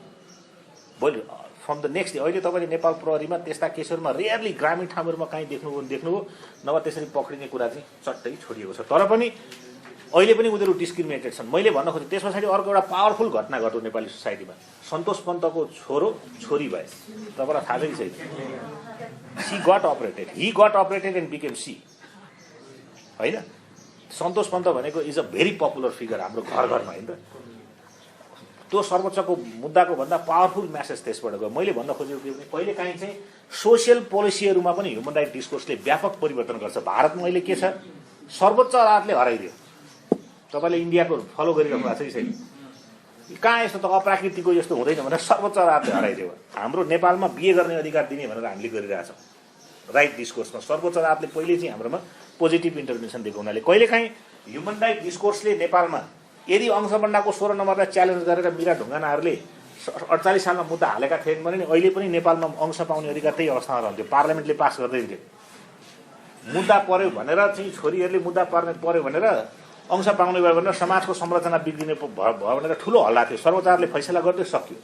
त्यस कारण मैले भन्न खोजेको के भने नेपालको ह्युमन राइट्स, नेपालले अनुमोदन गरेका ह्युमन राइट्स ट्रिटीहरूको एउटा पोजिटिभ पक्ष के भने यसले पार्लियामेन्टले पनि पास गर्न नसक्ने विषयहरूलाई सर्वोच्च अदालतबाट सोसियल डिस्कोर्स परिशिक्षण गर्नको लागि सहायता पुर्याएको छ। अब अर्को राष्ट्रिय मानवाधिकार आयोग। राष्ट्रिय मानवाधिकार आयोग भन्नाले के बुझिन्छ? यो कस्तो प्रकारको हो? यो एउटा संवैधानिक निकाय हो। पहिला यो संवैधानिक निकाय थिएन, पहिला स्ट्याच्युटरी कानुनी निकाय थियो, होइन? जब अन्तर्राष्ट्रिय कानुनमा मानवाधिकारको महत्त्व बढ्यो, मैले हिजो तपाईँहरूलाई बताएँ संयुक्त राष्ट्र सङ्घभित्र ह्युमन राइट कमिसनलाई काउन्सिलमा परिणत गरियो र एउटा संवैधानिक त्यहाँ चाहिँ युएनको एउटा निकायको रूपमा काउन्सिलको रूपमा परिणत गरियो। त्यस्तै त्यसको अर्थ के थियो भने युएनले ह्युमन राइट्सलाई महत्त्व दियो। युएनभित्र पनि ह्युमन राइट्सलाई मेन स्ट्रिम गर्नुपर्छ। ह्युमन राइट्स हेर्ने चाहिँ ह्युमन राइट काउन्सिल मात्रै होइन, युएनडिपीले पनि हेर्नुपर्छ, युनेस्कोले पनि हेर्नुपर्छ। सबैको काम हो ह्युमन राइट्स हेर्ने भन्ने। र त्यो काम भइरहेको छ कि छैन भनेर युएनभित्रै र राष्ट्रहरूमा पनि ह्युमन राइट्सलाई प्रभावकारी रूपमा कार्यान्वयन गर्नको लागि ह्युमन राइट काउन्सिल बनाउनुपर्छ भनेर जसरी ह्युमन राइट्सको महत्त्व संयुक्त राष्ट्रसङ्घमा प्रदान गरियो, त्यस्तै गरेर राष्ट्रिय रूपमा पनि ह्युमन राइट्सको महत्त्व बढाउनुपर्छ, ह्युमन राइट्सलाई त्यो स्थान दिनुपर्छ भन्ने मान्यताको आधारमा राष्ट्रिय मानवाधिकार आयोगलाई पहिला कानुनी रूपमा स्थापना गरियो, होइन? कति 1993 मा ऐन आयो, 1996 मा मानवाधिकार आयोग बन्यो। तर 2007 मा जतिखेर अन्तरिम संविधान बन्यो, अन्तरिम संविधान बन्दाखेरि ह्युमन राइट कमिसनलाई संवैधानिक अङ्गको रूपमा मान्यता प्रदान गरियो, होइन? जस्तो निर्वाचन आयोग छ, लोकसेवा आयोग छ, अख्तियार दुरुपयोग चाहिँ छ, यी सब सरहका कन्स्टिट्युसन चाहिँ मान्यता दिए। त्यसकारण त्यो मान्यता अनुसार यो चाहिँ यसको उत्पत्ति किन भएको हो भन्दाखेरि नेसनल इन्स्टिट्युसनहरू भन्छ यसलाई। ह्युमन राइट्स प्रोटेक्सनका नेसनल इन्स्टिट्युसनहरू भन्छ, जो स्वतन्त्र हुनुपर्छ, निष्पक्ष हुनुपर्छ, रिसोर्सेसहरू यिनीहरूको कतैबाट कन्स्टेन्ट हुँदैन। देशका कानुन कार्यान्वयन गर्ने निकायहरूले, ल इन्फोर्समेन्ट एजेन्सिजहरूले, नट ओन्ली द पुलिस, अरू ल इन्फोर्समेन्ट एजेन्सीहरूले पनि ह्युमन राइटको रेस्पेक्ट गरेका छ कि छैनन्? उल्लङ्घन गरेको अवस्थामा उनीहरूलाई कस्तो चाहिँ अनुसन्धान भइरहेको छ, त्योप्रति उनीहरू उत्तरदायी छन् कि छैनन्? प्लस ह्युमन राइट्स प्रमोसनको अवस्था कस्तो छ? ह्युमन राइट्स भनेका सिभिल एन्ड पोलिटिकल राइट्स मात्रै होइनन्, चिल्ड्रेन्सका राइट्सहरू पनि हुन्, वुमेन राइट्स पनि हुन्, माइनोरिटीका अधिकारहरू पनि हुन् भन्ने कुरालाई होल ह्युमन राइट्स सिस्टमलाई एकत्रित गर्नको लागि नेसनल इन्स्टिट्युसनहरूको परिकल्पना गरियो, जसलाई हामी पेरिस प्रिन्सिपल भन्छौँ अन्तर्राष्ट्रिय रूपमा। तिनीहरू प्रिन्सिपल्स हुन्, कुनै अन्तर्राष्ट्रिय हार्ड ट्रिटी होइनन्। पेरिस प्रिन्सिपलहरूले के संसारभरिका मान्छेहरू बसेर एउटा चाहिँ सिद्धान्तको जारी गरेर हामी पेरिस प्रिन्सिपल भन्छौँ। पेरिस प्रिन्सिपलले के परिकल्पना गर्यो भने राष्ट्रिय रूपमा मानवाधिकारको संरक्षण गर्नको लागि नेसनल इन्स्टिट्युसनहरूको विकास गर्नुपर्छ, प्रत्येक देशहरूले स्थापना गर्नुपर्छ, तिनीहरू निष्पक्ष हुनुपर्छ, स्वतन्त्र हुनुपर्छ, प्रभावकारी हुनुपर्छ, तिनीहरूको रिसोर्सेस र मेन पावर चाहिँ सरकारबाट प्रभाव नपर्ने खालका व्यक्तिहरू हुनुपर्छ। त्यस्ता इन्स्टिट्युसनलाई राष्ट्रिय रूपमा सके संविधानमा नसके कानुनमा चाहिँ स्थापना गर्नुपर्छ भन्ने मान्यताको आधारमा आज नेपालमा मात्रै होइन, संसारभरि प्राय केही थोरै देशहरू मात्रै छन् जसले चाहिँ कसैले नेसनल ह्युमन राइट कमिसन भन्छन्, कसैले इन्स्टिट्युसन भन्छन्, होइन? कसैले मन्त्रालयभित्रै राखेका छन् कुनै कुनै देशहरूले, तर they work for protection and promotion of human rights, होइन? त्यस कारण त्यही परिकल्पना अनुसार नेपालमा पनि 1993 मा मानवाधिकार ऐन आयो, 1996 मा राष्ट्रिय मानवाधिकार आयोगको गठन भयो, 2007 मा गएर यसले चाहिँ संविधानले यसलाई चाहिँ संवैधानिक हैसियत प्रदान गर्यो। त्यो संवैधानिक हैसियत प्रदान गरे बमोजिमको नयाँ राष्ट्रिय मानवाधिकार आयोग 2068 मा आयो। अहिले विद्यमान मानवाधिकार आयोग ऐन कति हो? 2068 हो। तर सर्वोच्च अदालतमा यो सम्बन्धित मुद्दा पनि पर्यो। जसरी संविधानले मानवाधिकार आयोगलाई उच्च एउटा चाहिँ हायर स्ट्याटस दिएको छ, ऐनले त्यो दिएन, कटौती गर भनेर मुद्दा पनि पर्यो र सर्वोच्च अदालतले अहिले भइरहेको 2068 को मानवाधिकार ऐनमा केही संशोधन गर्नु, कतिपय कुराहरू चाहिँ रेस्ट्रिक्टिभ भयो बजेटको सम्बन्धमा होइन, त्यस पछाडि कर्मचारीको सम्बन्धमा यसरी चाहिँ अलिकति सरकारको प्रभाव पर्ने हो कि जस्तो देखियो, त्यसमा संशोधन गर्नु भनेर आदेश पनि दियो। नेपालमा मानवाधिकार आयोग छ, अहिले यसका पदाधिकारीहरू छैनन्, प्रत्येक 6 वर्षमा यसका पदाधिकारीहरू सकिन्छन्। नयाँ पदाधिकारीहरू नियुक्ति गर्ने क्रम चलिरहेको छ, पार्लियामेन्ट नभएको कारणले रोकिएको थियो। सायद यो प्रक्रिया चाँडै सुरु हुन्छ र नेपालको मानवाधिकार अनुगमन गर्ने, डकुमेन्टेसन गर्ने र नेपालको मानवाधिकारलाई चाहिँ प्रमोसन गर्ने, के अरे चाहिँ कार्यान्वयन गर्ने सम्बन्धमा यसले महत्त्वपूर्ण भूमिका खेलिरहेको छ। यद्यपि मानवाधिकार क्षेत्रमा काम गर्ने सङ्घ संस्थाहरूले यो जति प्रभावकारी हुनुपर्थ्यो, जस्तो यसलाई एउटा के अधिकार छ भने यसको दफा 7 हेर्नुहोस्, मानवाधिकार आयोग ऐनको राष्ट्रिय मानवाधिकार आयोगको दफा 7 ले के भन्छ भने मानवाधिकार आयोगमा मानवाधिकार उल्लङ्घनमा संलग्न व्यक्तिहरूको सूची प्रकाशित गर्न सक्ने भन्छ, which is called black list दियो। अनि त्यस पछाडि गर्छ एउटै मान्छे 2-3 ठाउँमा रिपिटेडली इन्भल्भ हुन्छ, अनि सम्बन्धित ठाउँमा तिम्रो मान्छेले यसो गरेको छ भनेर उजुरी के अरे चाहिँ जस्तो उदाहरणको लागि नेपाल पुलिसलाई दियो, त्यो मान्छेलाई कारवाही गर्दैन, गऱ्यो पनि विभागीय कारवाही गर्छ, फेरि त्यसले अर्को त्यस्तै गर्छ भने त्यस्ता मान्छेहरूलाई कालो सूची बनाउन सक्ने सम्मको अधिकारहरू ब्ल्याक लिस्ट गरेर सार्वजनिक गर्न सक्ने सम्मको अधिकार राष्ट्रिय मानवाधिकार दिएको छ। तर त्यसको प्रभावकारी अधिकार हो त्यो भनेको जब व्यक्ति अकाउन्टेबल हुन थाल्छ, जब व्यक्ति अब यो मानवाधिकार भनेको प्रमोसन गर्ने प्रमोट गर्ने विषय मात्रै होइन, जब व्यक्ति त्यसको कानुनी फन्दामा पर्छ भने कार्यान्वयनको लेभल हायर हुन्छ। तर यस्तो प्रावधानहरू चाहिँ राष्ट्रिय मानवाधिकार आयोगले प्रभावकारी रूपमा कार्यान्वयन गर्न सकेको छैन होइन। त्यसकारण अब यो चाहिँ समयक्रममा राष्ट्रिय मानवाधिकारको प्रभावकारिताको विषयमा अब समाजमा थप छलफल हुने कुराहरू देखिन्छ।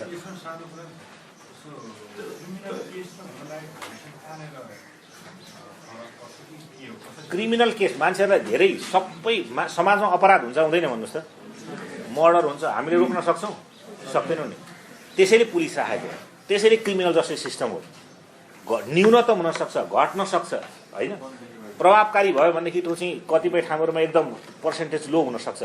Crimes are crime. कतिखेर क्राइम मानवाधिकार आएको विषय हुन्छ भन्दा क्राइमको विषयमा कसैले उजुरी गर्यो, जाहेरी गर्यो, तर जाहेरी प्रहरीले दर्ता गर्न मानेन, अनि जाहेरी र दर्ता गरेर प्रभावकारी अनुसन्धान गर्दैन, मान्छेहरू पक्रेन भने then it becomes the human right issue होइन। नभए हामी फौजदारी अपराधका विषयहरूमा मानवाधिकारको विषय हो भनेर कन्फ्युज हुनु हुँदैन। These are absolutely the subject of police crime इन्भेस्टिगेसनका विषयहरू। क्राइमलाई क्राइमै भन्नुपर्छ, तर क्राइमको प्रभावकारी अनुसन्धान भएन, जाहेरी लिएन, अनि हेरेन, कसैले हस्तक्षेप गर्यो, राजनीतिक हस्तक्षेप भयो होइन, त्यसो राजनीतिक हस्तक्षेपले अनुसन्धान नगर्नु भन्यो भने त्यस्तो मान्छेलाई छोड्दै भन्यो भने then it becomes the human right issues. त्यस कारण समाजमा क्राइम के हो र मानवाधिकार के हो, उल्लङ्घन के हो भन्ने कुरा चाहिँ हामीले बुझ्नुपर्छ। राज्यको काम विशेष गरेर मानवाधिकारको संरक्षण गर्ने दायित्व कसको हुन्छ? It's the state. स्टेटमा काम गर्ने निकायहरू जुन उनीहरूलाई उत्तरदायित्व कानुनले तोकेको छ त्यसमा फेल भयो। उनीहरूले भनेको जाहेरी दर्ता गरेर अनुसन्धान गर्ने दायित्व कसको हो? प्रहरीको। त्यसमा उनीहरू फेल भयो, गरेनन्। एउटामा मात्रै होइन, सिरिज अफ केसहरूमा गरेनन्। एउटा मात्रै अपवादको केसलाई उठालेर अब त्यो मात्रै भयो भन्न पनि पाइँदैन, कतिपय ठाउँमा उठाउन पाइन्छ। तर this is the trend, pattern यस्तो छ। जाहेरी त्यो गर्दैनन्, गरे पनि प्रभावकारी गर्दैन, त्यसमा आर्थिक प्रब्लम छ, राजनीतिक दबाव छ, विभिन्न कुराहरू छन्। त्यसमा परिणामस्वरूप के भयो? ल एन्ड अर्डर र भिक्टिमहरूको राइटको चाहिँ एक्सेस टु जस्टिसमा गम्भीर असर पर्यो। This is how we should address human राइटको इस्यु। त्यस कारण क्राइम र ह्युमन राइट्स भाइलेसनको कुरालाई चाहिँ, र human right violation always criminal नेचरको हुँदैन। प्राय ह्युमन राइट्स भाइलेसनमा 2 खालका क्याटेगोरी हुन्छ। फौजदारी प्रकृतिका, सुरक्षा खोजमा बस्ने मान्छेहरूले पक्राउ गरेर लिएर आयो, पक्राउ गर्ने उसको अधिकार हो, तर थुनामा लगिसकेपछि कुट्ने त उसको अधिकार होइन नि। This is why the human right is violated होइन। त्यसलाई criminal violation of human rights भन्छ। सिभिल भाइलेन्स, कसैलाई विभेद गर्यो, डिस्क्रिमिनेसन गर्यो, राइट टु इक्वालिटी पुरा गरेन होइन भने दिज आर सिभिल नेचर्स। मानवाधिकार उल्लङ्घनका तिनीहरू सिभिल नेचर्सहरू हुन्। त्यस कारण क्रिमिनल नेचर र सिभिल नेचरका मानवाधिकार उल्लङ्घनका विषयहरू फरक फरक विषयहरू हुन्। मलाई लाग्छ मैले एउटा प्रश्नको चाहिँ कम्प्लिट गरेँ होइन। अब तपाईँ कति आर्टिकुलेटेड गरेर लेख्नुहुन्छ, अब त्यो चाहिँ कुरा हो।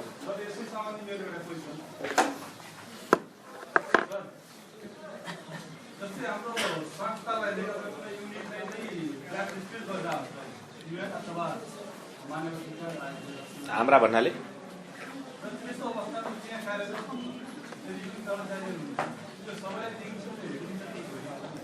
जस्तो उदाहरणको लागि भर्खरै यो चाहिँ मार्च 2 को तपाईहरुले काठमाडौँ पोस्ट हेर्नुभयो भने नेपाल प्रहरीसँग सम्बन्धित एउटा न्यूज छ है। प्रहरीहरू चाहिँ भेटिङमा परे भन्ने छ हैन। अनि मैले त्यसो यसो कुरा बुझ्दै गएको त्यो बौद्धको प्रहरी स्टेसनमा काम गर्ने चाहिँ जो काम गर्यो सबै भेटिङमा पर्दा रहेछ हैन। त्यसकारण अब त्यो पर्सनल कुरामा नजाउँ। अर्को क्राइम इन्भेस्टिगेसनमा काम गर्ने मान्छेहरू चाहिँ जो क्राइम इन्भेस्टिगेसनमा गयो सबै भेटिङमा पर्दा रहेछ हैन। अनि भेटिङमा पर्नु भनेको के भने राष्ट्रिय रूपमा भेटिङ भनेको के भने परीक्षण प्रक्रिया गम्भीर मानवाधिकार उल्लङ्घन गर्नमा संलग्न व्यक्तिहरूलाई कुनै पनि अवसर नदिनु, तिनीहरूलाई उत्तरदायी बनाउनु, डिटर गर्नु उनीहरूलाई चाहिँ। अर्को त्यस्ता कुराहरू गर्नको लागि एउटालाई गरेर डेटरेन्स भनेको प्रिन्सिपल अफ ल इज डेटरेन्स हैन। एउटालाई सजाय गरेर अरू धेरैलाई तर्साउनु हो नि त हैन भन्ने मान्यताको आधारमा। र त्यस्ता व्यक्तिहरू त्यस्ता संस्थामा गयो भने त्यस्ता संस्थाहरूको इमेज बिग्रिन्छ, इमेज क्लिन गर्नु भन्ने चाहिँ भेटिङको बेसिक मान्यता हो। तर हामीले राष्ट्रिय कानुन बनाएका छैनौँ। यस सम्बन्धमा सर्वोच्च अदालतले दुईटा महत्त्वपूर्ण फैसलाहरू गरेको छ।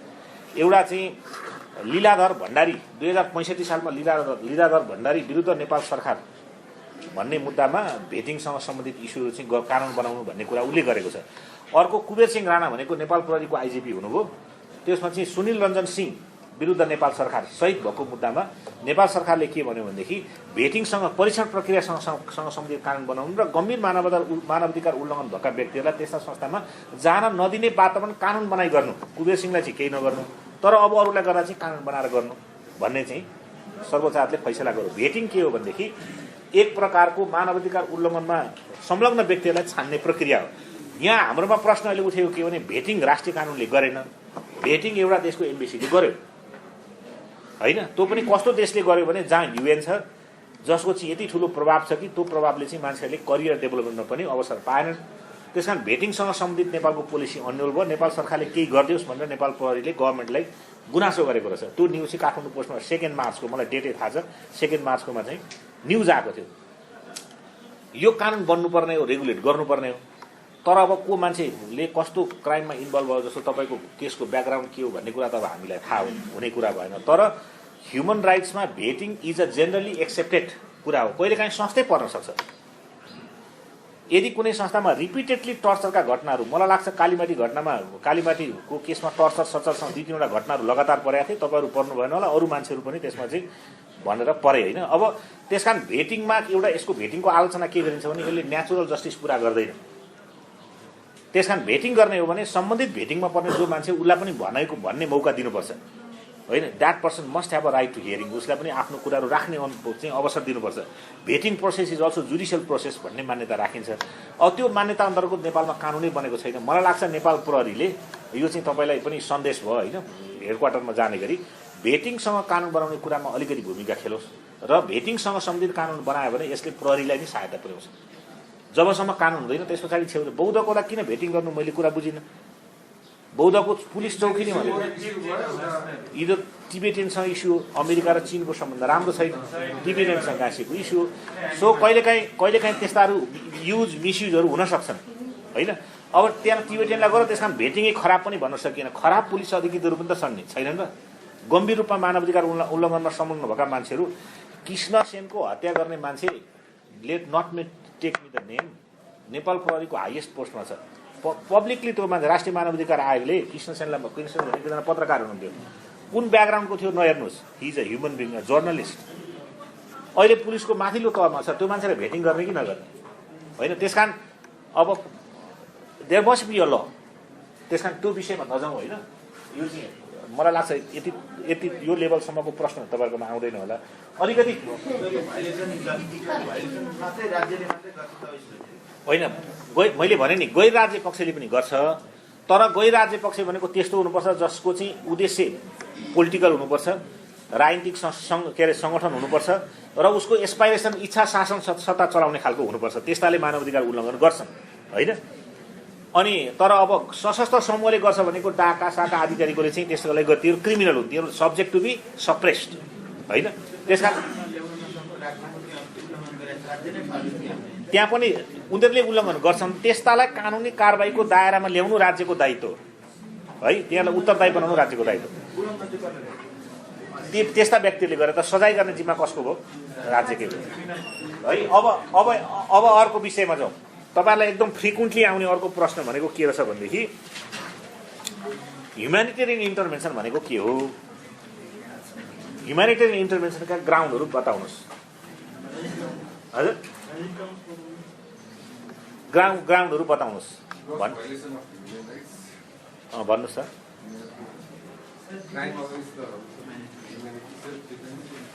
केमा लेखेको छ त्यो कुरो?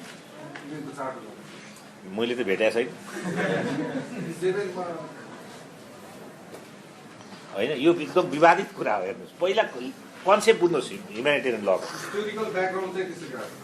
यस, म त्यसमा त आइहाल्छु होइन।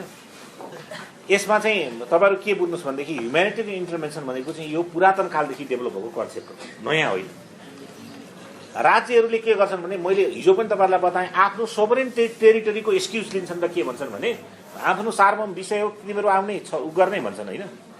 आफ्नो विषयमा गर न, आफ्नै बिजनेस गर, तिमीहरू हाम्रो विषयमा गर्ने भन्छन् होइन।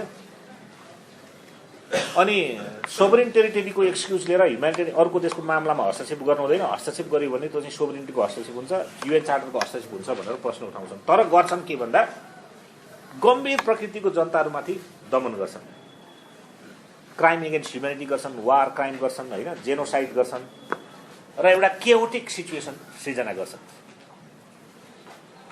होइन। त्यसमा चाहिँ पर्टिकुलर वुमेन ग्रुप्सहरू त्यसको थ्रेसहोल्ड के हो, कुन लेभलमा जान्छ, कुन लेभलमा चाहिँ गर्न पाइन्छ भन्ने विवाद छ। अब ह्युम्यानिटेरियन इन्टरभेन्सन गर्न पाइन्छ भनेर एक्सक्लुसिभली युएनले पर्मिट गर्दैन, तर त्यसको एउटा भल्ट राखिदिएको छ। त्यो भनेको के भने च्याप्टर 7 उहाँले भन्नुभएको युएनको च्याप्टर 7, युएन चार्टरको च्याप्टर 7ले सेक्युरिटी काउन्सिललाई एउटा यस्तो अधिकार दिन्छ। युएनमा सेक्युरिटी काउन्सिल भनेको it's like executive in national government है, एक्जिक्युटिभ जस्तो। त्यो यदि पावरफुल हुन्छ, त्यहाँ युनानिमस डिसिजन भयो भनेदेखि त्यो डिसिजन सबै देशले मान्न बाध्य हुनुपर्छ। मानेन भने के हुन्छ? सजाय हुन्छ। कस्तो सजाय हुन्छ?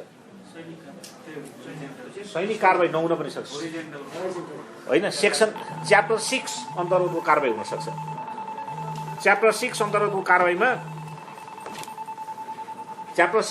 कारवाहीमा चाहिँ के हुन्छ भनेदेखि स्याङ्सनहरू लगाइन्छ, इकोनोमिक स्याङ्सनहरू होइन, त्यस पछाडि आदि इत्यादि कुराहरू गरिन्छ। च्याप्टर 7 अन्तर्गत गरेर मिलिटरी एक्सन गर्ने भन्यो भने युएनले मिलिटरी एक्सन गरिदिन्छ। मिलिटरी एक्सन अहिले केबाट गर्छ, कसरी गर्छ? पिस किपिङ अपरेसनहरूबाट गर्छ। पिस किपिङ अपरेसन दुईटा प्रकृतिको हुन्छन्। च्याप्टर 6 अन्तर्गतको शक्ति प्रयोग नगर्ने पिस किपिङ अपरेसन, च्याप्टर 7 अन्तर्गतको शक्ति प्रयोग गर्ने पिस किपिङ अपरेसन, जहाँ गोली पनि हान्न पाउँछ। कोसोभोमा गरिएको थियो होइन। च्याप्टर 7 अन्तर्गत गएको भनेपछि उनीहरूले ड्यू प्रोसेस पुरा गरेर मान्छे समाउने थुन्ने राज्य जस्तै काम गर्छ युएनले। त्यसकारण ह्युम्यानिटेरियन ग्राउन्ड भनेको यहाँ हामीले कसरी बुझ्नुपर्छ भने कुनै एउटा देश जब इन्टरनेसनल कम्युनिटीको मेम्बर हुन्छ, इन्टरनेसनल कम्युनिटीको मेम्बर भइसकेपछि नेसनल टेरिटोरीभित्र उसले जे पनि गर्न पाउँछ भन्ने छैन। सिभिलाइज कन्ट्रीहरूले डेभलप गरेका सर्टेन प्रिन्सिपल्सहरू are must be respected within that country. त्यसकारण तिम्रो सोभरेन जुरिडिक्सन भनेको it can not be a threat to the international security, peace and security. त्यसरी जान्छ प्रश्न। कुनै संयुक्त राष्ट्रसङ्घले कुनै देशमाथि शक्तिको प्रयोग गर्ने आधार के हो? There must be a threat on peace and security. कुनै एउटा घटनाले इन्टरनेसनल वा regional security threat on peace and security हुनुपर्छ।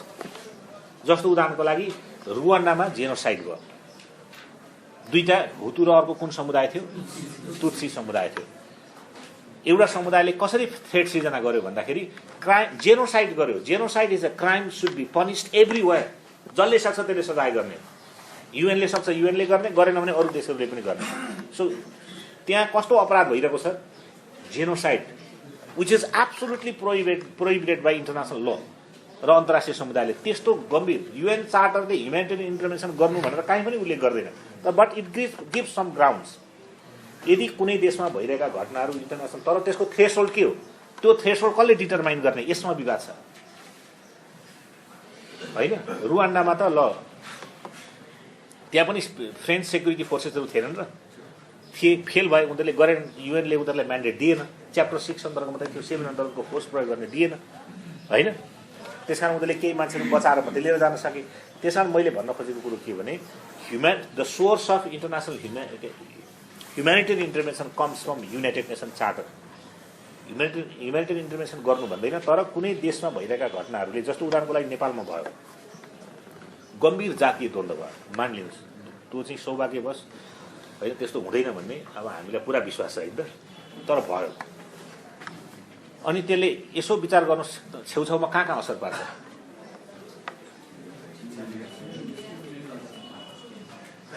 यहाँबाट मान्छेहरू शरणार्थी भएर वा विस्थापित भएर ठुलो सङ्ख्यामा जान्छन्, जाँदैन होइन? अनि त्यो स्पिल ओभर भएर इन्डियामा जान्छ, जाँदैन?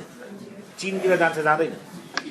अनि त्यो भइसकेपछि त्यसको थ्रेट रिजनल लेभलमा पर्छ कि पर्दैन?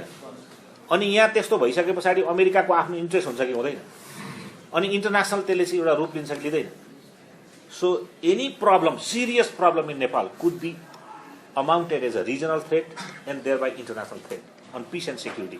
नेपालमा भएको अशान्ति क्रमशः विस्तार भएर रिजन लेभलमा, र अहिले तपाईँले चाहिँ युक्रेनमा भएको क्रिमियामाथिको आक्रमणमा अमेरिकाले के भन्यो, this is the greatest challenge of regional peace and security of 21st century in Europe.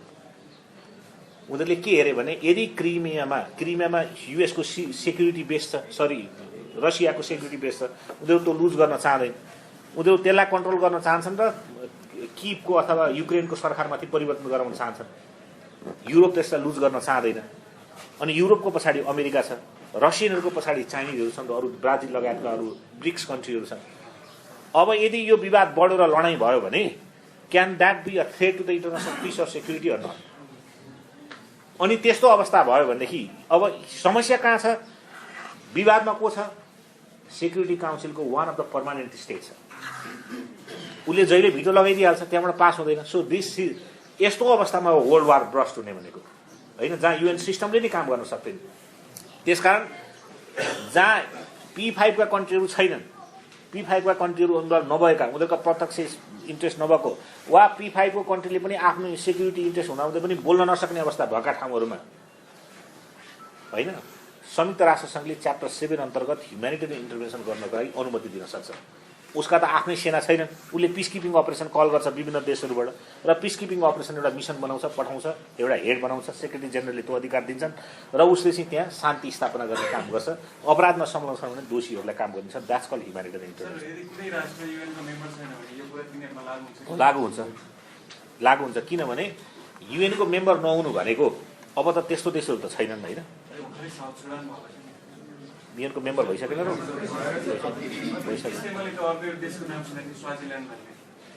मलाई आइएम नट स्योर है। स्वाजिल्यान्ड कहाँ छ मलाई थाहा छ होइन, साउथ अफ्रिकाको बिचमा छ, तर म युएनको मेम्बर छ कि छैन भन्ने चाहिँ स्योर छैन। तर स्वाजिल्यान्ड भएन भने नि Swaziland is trying to be like Switzerland. Switzerland पनि त थिएन नि लामो समयसम्म होइन, जस्तो नेपालले स्विजरल्यान्ड जस्तै हुने, पिसिएसको चाहिँ शान्ति क्षेत्र हुने भनेर एक खालको परिकल्पना, त्यस्तै स्वाजिल्यान्डको छुट्टै कन्सेप्ट होइन। त्यो रेयरेस्ट केसेसहरू हो होइन, तर पनि संयुक्त राष्ट्रको सदस्य नहुँदैमा you cannot violate the establish principles of international. एउटा देश भएन चुनौती दिएर बस्न सक्छ र अनि इन्टरनेसनल पिस सेक्युरिटी र थ्रेटमा त्यसले कन्सटेन्टली थ्रेट क्रिएट गरिराख्न सक्छ। र त्यसकारण यहाँ तपाईँहरूले बुझ्नुपर्ने के हो भनेदेखि ह्युमेनिटेरियन इन्टरभेन्सन भनेको यस्तो अवस्थामा आउँछ जहाँ सम्बन्धित देशहरूमा नेसनल टेरिटोरीमा आन्तरिक द्वन्द्व हुन्छ, कन्फ्लिक्ट हुन्छ, त्यहाँका रुलरहरूले एकअर्कालाई स्वीकार गर्दैन, जातीय दङ्गा हुन्छ, गम्भीर प्रकृतिका मानवाधिकार र इन्टरनेसनल क्रिमिनल लको उल्लङ्घन हुन्छ।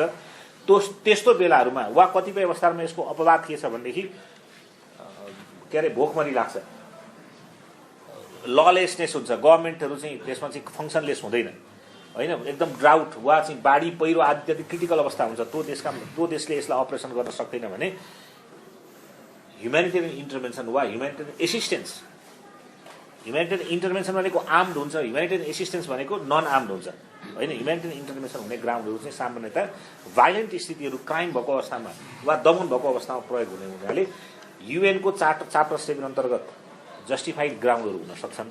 कहिलेकाहीँ रिजनल थ्रेट हुने भयो, जस्तो नाटोले चाहिँ आफ्नो सेक्युरिटी थ्रेट हुने भयो भने युएनको पर्मिसन लिएर, संयुक्त राष्ट्रको पर्मिसन लिएर आफूले फोर्स युज गर्न सक्छ, but that has to be approve by security council.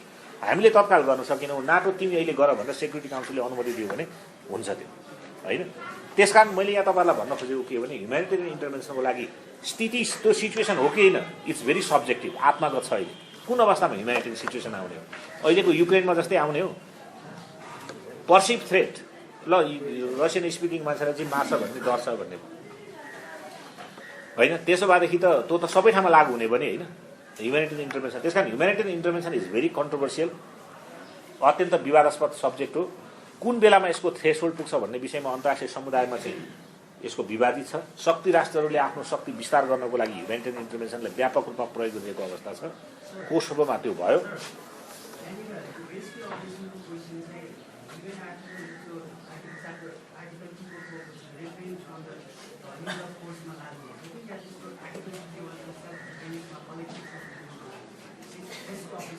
अब हामीले के बुझ्नु पर्ने रेस्क्यु अपरेसन भनेको कस्तो हुन्छ, त्यसको नेचर के हो, रेस्क्यु अपरेसन भनेको त्यसको कन्सेप्ट के हो। रेस्क्यु अपरेसन भनेको specially design on particular problem for short term to rescue a particular thing होइन। एउटा पर्टिकुलर घटनामा जस्तो चाहिँ डिप्लोमेट्सहरू इन्ट्र्याप परे भनौँ न, इरानको तपाईँहरूमध्ये कतिले आग्रो भन्ने मुभी हेर्नु, आग्रो कतिले हेर्नु होइन। It's a very interesting movie to watch होइन, एउटा हिस्टोरिकल कन्सेप्टमा छ। डिप्लोमेट्सहरू थुन्ने अमेरिकन डिप्लोमेट्सहरू, देयर इज नो युएन छैन है त्यसमा, त्यस्तो परिकल्पना आयो होइन। कूटनीतिक निकायमा काम गर्ने मान्छेहरू थुन्ने। अब अन्तर्राष्ट्रिय समुदायले कूटनीतिक प्रोटेक्सन त छ, रेस्क्यु गर्नुपर्ने भयो। अब रेस्क्यु गर्नको लागि चाहिँ कतिपय ठाउँहरूमा युएनसँग जसले रेस्क्यु गर्नुपर्ने हो त्यसले चाहिँ कन्सेन्ट लिन सक्छ, छिमेकी देशहरूसँग कन्सेन्ट लिन सक्छ। अननेसेसरी फोर्स युज गर्न पाइँदैन होइन। जति रिक्वायर हो त्यति मात्रै गर्न पाइन्छ। पर्पज के हुनुपर्छ, रेस्क्यु गर्ने मात्रै हुनुपर्छ। रेस्क्यु गर्न जाने अनि धेरै डाङडुङ विभत्स बनाएर आउने त्यस्तो हुँदैन होइन। त्यसकारण rescue operations are very special. यिनीहरू स्वायत्त रूपमा काहीँ ट्रबल पर्यो भनेर अनावश्यक शक्ति प्रयोग गर्ने आधारहरू हुनु हुँदैन। कतिपय देशहरूले के गर्छन् भने ट्रबल क्रिएट गरिदिन्छन् अनि आफ्नो मान्छे पर्यो भनेर त्यस पछाडि सेना पठाउँछन् र सैनिक विस्तारको नीतिहरू लिन्छन्। It is to check on that. रेस्क्युमा जेन्युनली अप्ठ्यारोमा परेका मान्छेलाई रेस्क्यु गर्नको लागि पनि there are certain norms, values. National सोभरिनिटीलाई तलमाथि पारिनु हुँदैन, म्यासिभ अननेसेसरी र इम्प्रपोर्सनल शक्तिको प्रयोग गर्नु हुँदैन र रेस्क्यु गर्दाखेरि संयुक्त राष्ट्रसङ्घको कन्सेन्टमा, डिजाइनमा र इन्टरनेसनल लको परिधिभित्रबाट मात्रै गरिनुपर्छ भन्ने छ। सामान्यतः रेस्क्युमा च्याप्टर 7 प्रयोग हुँदैन, सम्बन्धित देश वा देशहरूको अलाइन प्रयोग हुनसक्छ। मैले अहिलेसम्म संयुक्त राष्ट्र सङ्घले चाहिँ म्यान्डेट दिएर च्याप्टर 7 अन्तर्गत कुनै रेस्क्यु भएको थाहा छैन। तपाईँहरूमध्ये कसैलाई थाहा छ? मलाई त्यस्तो घटना थाहा छैन अहिलेसम्म होइन। त्यसकारण rescue is different from humanitarian intervention. यो पर्टिकुलर टाइम पिरियड, तर ह्युमेनिटेरियन इन्टरभेन्सनमा संयुक्त राष्ट्रसँग इन्भल्भ हुन्छ, प्रोसेस इन्भल्भ हुन्छ, कसैलाई डिजाइन गर्छ, त्यस पछाडि त्यहाँ ह्युमन राइट्सको उल्लङ्घनको कुराहरू हुन्छन्, मिसयुज अफ पावर हुन्छ कि हुँदैन भन्ने हुन्छ, त्यसको टाइम बााउन्ड हुन्छ, यति समयभित्रमा गरिसक्ने भन्ने हुन्छ, त्यस पछाडि सिभिलियन गभर्मेन्टलाई कसरी ह्यान्डओभर गर्ने भन्ने कुरा हुन्छ, त्यस्ता घटनामा संलग्न व्यक्तिलाई कसरी कारवाही गर्ने भन्ने कुराहरू चाहिँ ह्युमेनिटेरियन इन्टरभेन्सनका विषयहरू हुन्छन्। यद्यपि यो विवादास्पद विषय हो। यसका ग्राउन्डहरूको अहिले विस्तारको कुराहरू चलिरहेका छन्। संयुक्त राष्ट्रसङ्घमा P5 कन्ट्रीहरू सहमत हुन सकेनन् भने पनि यदि जेनोसाइड हुँदै गयो, वार क्राइम हुँदै गयो, क्राइम एगेन्स्ट ह्युमेनिटी हुँदै गयो भनेदेखि P5 कन्ट्रीहरूले अब्जेक्ट गर्दैमा चुप लागेर अन्तर्राष्ट्रिय समुदाय बस्ने? Is there a responsibility to protect? संयुक्त राष्ट्रसँग भित्र भएको छलफल के त्यहाँ अन्तर्राष्ट्रिय समुदायमा सिभिलियनहरूलाई प्रोटेक्सन गर्ने रेस्पोन्सिबिलिटी छ? Why should civilian be spread? यदि सिभिलियनहरूलाई त्यसै मर्न दिने P5 कन्ट्रीहरूमा सहमत भएन भने त युएनले गर्न सक्दैन। त्यो बेलाका वैकल्पिक उपायहरू के हुन् भन्ने एउटा विवादास्पद, एउटा जेन्युन प्रश्न छ। यस, मान्छेहरू मर्दैछन्, P5 मा सहमति हुन सकेन, भएन, मरुन् भन्ने हुन्छ त? प्रश्न हेर्दाखेरि जेन्युन लाग्छ, तर त्यो प्रश्नले केलाई प्रोभोक गर्छ भन्दाखेरि regional organization should also be empower to use the power. NATO होइन, जस्तो चाहिँ ल्याटिन अमेरिकन कन्ट्रीहरू वा त्यस्ता रिजनल ब्लकहरू पनि शक्ति प्रयोग गर्नको लागि उनीहरूले अधिकार प्राप्त गर्नुपर्छ भन्ने तर्क लुकेको छ त्यसमा। एक त सिभिलियन प्रोटेक्सनको कुरा पनि छ, अर्कोतिर यदि त्यसरी अधिकार दियो भने शक्तिशाली सैनिक रूपमा चाहिँ एकदम अत्यन्त शक्तिशाली अलायन्सेसहरूले संसारलाई गभर्न गर्न सक्ने सम्भावना पनि छ। त्यसकारण humanitarian intervention as became a controversial issue, विवादास्पद इस्युहरू भएर यसलाई गभर्न गर्ने सम्बन्धमा अहिलेसम्म पनि त्यस्ता चाहिँ सलिड कानुनहरूको विकास हुन सकेको छैन र ती कानुनहरूको विकास गर्ने सम्बन्धमा अन्तर्राष्ट्रिय समुदायले प्रभावकारी कदम पनि चाल्न सकेका छैन। तर सामान्यतया humanitarian intervention is, if it is sanction and approve by the UN, is acceptable है। अरू बाँकी तपाईँहरूले यसमा पढ्नु होला। अब अर्को विषय के छ भने तपाईँहरूको देखेको भने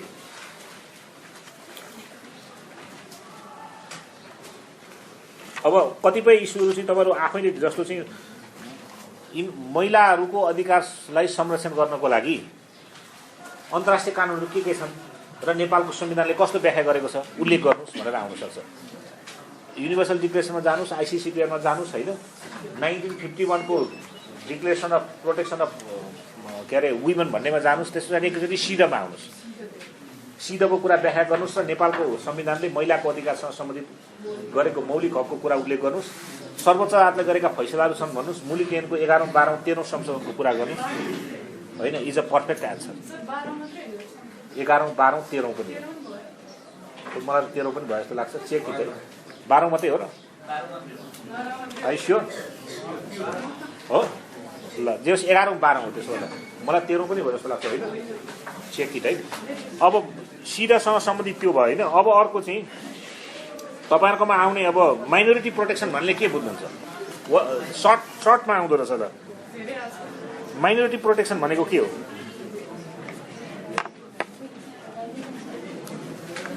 अनि अर्को के आउँदो रहेछ भने माइनोरिटी प्रोटेक्सन भनेको समुदायमा माइनोरिटी हुन्छन् मेजोरिटी हुन्छन् होइन। माइनोरिटी प्रोटेक्सन भनेकै जस्तो चाहिँ अहिले तपाईँले पहिलो विश्वयुद्ध दोस्रो विश्वयुद्धका ग्राउन्डहरू हेर्नुभयो भनेदेखि माइनोरिटी प्रोटेक्सन सम्बन्धित छन्। युरोपमा धेरै समुदायहरू बस्छन्, समुदायमा माइनोरिटी प्रोटेक्सन भएन, एकले अर्को विरुद्ध शक्ति प्रयोग गर्ने भयो भनेर त्यो शक्ति प्रयोगको सम्बन्धमा माइनोरिटी प्रोटेक्सनका विभिन्न इन्टरनेसनल रिजिमहरू बनेका छन्। त्यसको प्री कन्डिसन के हो भने सम्बन्धित देशहरूले माइनोरिटीहरूलाई फुल फ्रिडम इन्जोय गर्ने कानुनी प्रावधानहरू दिनुपर्छ, संवैधानिक प्रावधानहरू दिनुपर्छ। माइनोरिटी विभिन्न प्रकारका हुन्छन्, रिलिजियस हुन्छन्, एथनिक हुन्छन् होइन, रेसियल माइनोरिटीहरू हुन्छन्। त्यस्ता माइनोरिटीहरूलाई उत्पत्तिको आधारमा बेस्ड अन दि ओरिजिन होइन, हामी जस्तै नेपालमा भनौँ न, कोही चाहिँ एउटा ओरिजिनका छौँ, कोही अर्को ओरिजिनका छौँ, कोही स्टिल वी आर नेपाली। तर यसो हेर्दा सबै नेपाली जस्तो लाग्छ, तर कसैलाई I am being discriminated, our community is being discriminated भन्ने फिल हुन्छ। त्यस्ता डिस्क्रिमिनेटेड भएका कम्युनिटीहरूलाई प्रोटेक्सन गर्न नेसनल मेजर हुनुपर्छ र त्यसको लागि कतिपय उपायहरू चाहिँ रिलिजियस प्रोटेक्सनका कुराहरू हुन सक्छन् होइन। अब कमन कुराहरू जस्तो एक्सेस टु भोट राइट, राज्यका विभिन्न निकायहरूमा जाने के अरे चाहिँ दिने, पोलिटिकल स्ट्रक्चरहरूमा चाहिँ रिजर्भेसन मार्फत कोटाहरू मार्फत दिने मिजर्सहरू हुन सक्छन्। तर कतिपय अवस्थाहरूमा माइनोरिटी प्रोटेक्सन पोलिटिकल इस्युको विषय बन्छ, कसले शासन गर्ने, जस्तो अहिले चाहिँ युक्रेनमा भयो, Russian speaking versus non Russian speaking होइन। त्यस्तो अवस्थामा चाहिँ these are this broad political issues, त्यहाँलाई चाहिँ राजनीतिक तर्फबाट हस्तक्षेप गर्न सकिन्छ र सम्बन्धित समुदायका अधिकारहरूलाई संविधानमा उचित तरिकाले, जस्तो कहिलेकाहीँ चाहिँ कसरी ब्यालेन्स गरिन्छ भनेदेखि एउटाको प्रेसिडेन्ट हुने, एउटाको स्पिकर हुने, एउटाको प्राइम मिनिस्टर हुने, एउटाको प्रेसिडेन्ट हुने होइन, कहिले कहीँ पोलिटिकल एङ्गलबाट पनि त्यसलाई हेरिन्छ भनेदेखि माइनोरिटी प्रोटेक्सन्स आर बेसिकली राजनीतिक सवालका विषयहरू मात्रै होइन, अन्तर्राष्ट्रिय कानुन र राष्ट्रिय कानुन अन्तर्गत पनि गभर्न गर्ने विषयहरू हुन्। यसमा तपाईँहरूले अलिकति अध्ययन गर्नु। अब अर्को मैले देखेको जस्तो बालबालिका सम्बन्धी अधिकार, युएनएचसिआर होइन, चाइल्ड राइट्ससँग सम्बन्धित कुराहरू, रेफ्युजी प्रोटेक्सनसँग सम्बन्धित कुराहरू चाहिँ अब यसमा देखियो। अब मैले सबै कुराहरू यहाँ तपाईँहरूलाई अब एक्सप्लेन गर्न सकिनँ। मलाई लाग्छ अब तपाईँहरूलाई अलिकति, तपाईँहरूको एक्जाम कहिले छ? यो इन्टरनेसनल इन्स्टिट्युसनसँग सम्बन्धित टेक्स्ट बुक्सहरू एभाइलेबल छ कि छैन?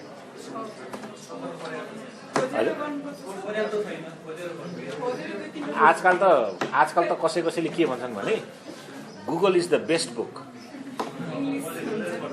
हजुर। अब त्यो कतिको प्रयोग गर्नुहुन्छ, Google is the best book है। अब टेक्स्ट बुक भेटिएन भने हजुर, recent trends of human rights. ल दुईवटा कुरा मैले यहाँ म भनौँला भन्दै थिएँ, मैले छुट्याइरहेको छु है। एउटा चाहिँ अन्तर्राष्ट्रिय मानवाधिकार प्रोटेक्सन सिस्टम मैले तपाईँलाई बताएँ होइन, एकछिन साइलेन्ट रहनुहोस् है।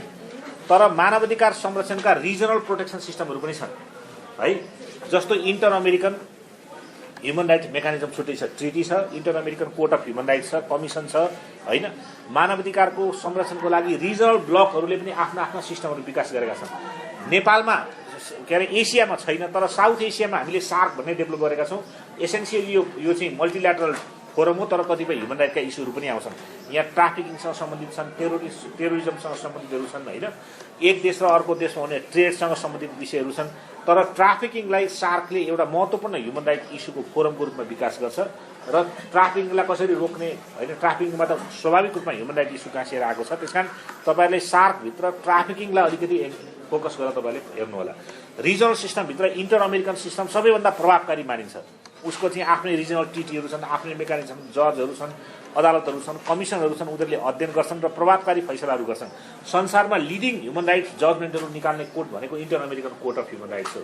त्यहाँ डिसअपियरेन्सलाई कसरी हेर्ने होइन, डिस्क्रिमिनेसनलाई कसरी हेर्ने, महिलासँग सम्बन्धित अधिकारलाई कसरी हेर्ने भन्ने विभिन्न जुरिस्प्रुडेन्सहरू इन्टर अमेरिकन कोर्टले डेभलप गरेको छ। त्यस्तै अफ्रिकाले पनि African system of human right of regional एउटा चाहिँ मेकानिजम डेभलप गरेको छ। अफ्रिकाले EU जस्तै हुने AU को कन्सेप्ट, अफ्रिकन युनियनको कन्सेप्ट लिएर आएको छ।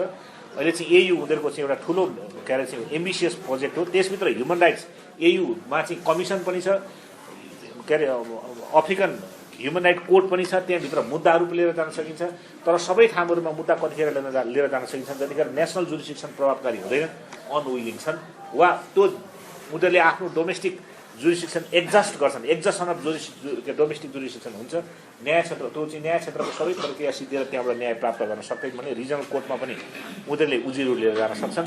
अफ्रिकामा पनि विशेष गरेर अफ्रिकनहरूले सिभिल एन्ड पोलिटिकल राइट्स भन्दा पनि पिपुल्स राइट भन्छन् उनीहरूले, होइन पिपुल्स राइट, इन्डिभिजुअल राइट्सहरूलाई, इकोनोमिक सोसियल कल्चर राइट्सहरूलाई सबैलाई पनि African convention on people's and African राइट्सहरू भनेर उनीहरूले उल्लेख गर्छन्। पिपुल गाछन् उनीहरू अलिकति चाहिँ सोसलिस्ट हो कि प्रो अलिकति बढी चाहिँ कम्युनिटी हो कि जस्तो खालको उनीहरूको एङ्गलबाट देखिन्छ। अर्थात् उनीहरूले व्यक्तिलाई, समुदायलाई, जस्तो उदाहरणको लागि रेफ्युजी प्रोटेक्सनमा सबभन्दा बेस्ट या त लेटिन अमेरिकनले गरेका छन् या त अफ्रिकनहरूले गरेका छन्। प्राकृतिक प्रकोपको कारणले देश छोड्नु पर्यो भने नै इज कन्सिडर प्रोसिक्युसन। रयटको कारणले वा विद्रोहको कारणले, सशस्त्र आन्दोलनको कारणले पनि देश छोड्नु पर्यो भने that is consider A refugee status, होइन। तर युरोपमा त्यस्तो पाइँदैन, होइन। पर्सनल कारण हुनुपर्छ, त्यहाँ प्राकृतिक कारण पनि हुन्छ र चाहिँ युद्धको लगायतमा ह्युमन मेड कारणहरू पनि चाहिँ रेफ्युजीको ग्राउन्डहरू बन्न सक्छन्। त्यस कारण उनीहरूले कतिपय आफ्नो कन्टेक्चुअल, आफ्नो परिस्थिति अनुसारको उनीहरूले के भन्छन् भने ह्युमन राइट डिस्कोर्स चाहिँ बढी प्रो युरोपियन भयो, युरोप सेन्ट्रिक भयो। त्यस कारण हामीले हाम्रै कन्टेक्सको ह्युमन राइट्सको के अरे जुरिस्प्रुडेन्सहरू डेभलपमेन्टहरू, हाम्रा समस्या अन्तरको डेभलप गर्नुपर्छ भनेर उनीहरूले विशिष्ट प्रकृतिका मानवाधिकार सन्धिहरू पनि गरेका छन्। फैसलाहरूलाई पनि उनीहरूले त्यही एङ्गलबाट गरेका छन्। जहाँ बढी युद्ध छ, युद्ध भएको कन्टेक्स्टहरूमा war crime, crime against humanity, genocide लगायतका इन्टरनेसनल क्राइमहरू पनि उनीहरूले हेरेका छन्, होइन। अब युरोपमा European court of European human rights system छुट्टै छ, European court of human rights छुट्टै छ। संसारमा सबैभन्दा बढी सिभिल एन्ड पोलिटिकल राइट्समा जुरिस्प्रुडेन्स डेभलप गर्ने देश के अरे चाहिँ regional system European court of human rights हो। त्यहाँ कमिसन पनि छ, कमिसनले जेनरल सिचुएसन हेर्छ। युरोपियन कोर्टले चाहिँ के हेर्छ भनेदेखि मुद्दाहरू हेर्छ।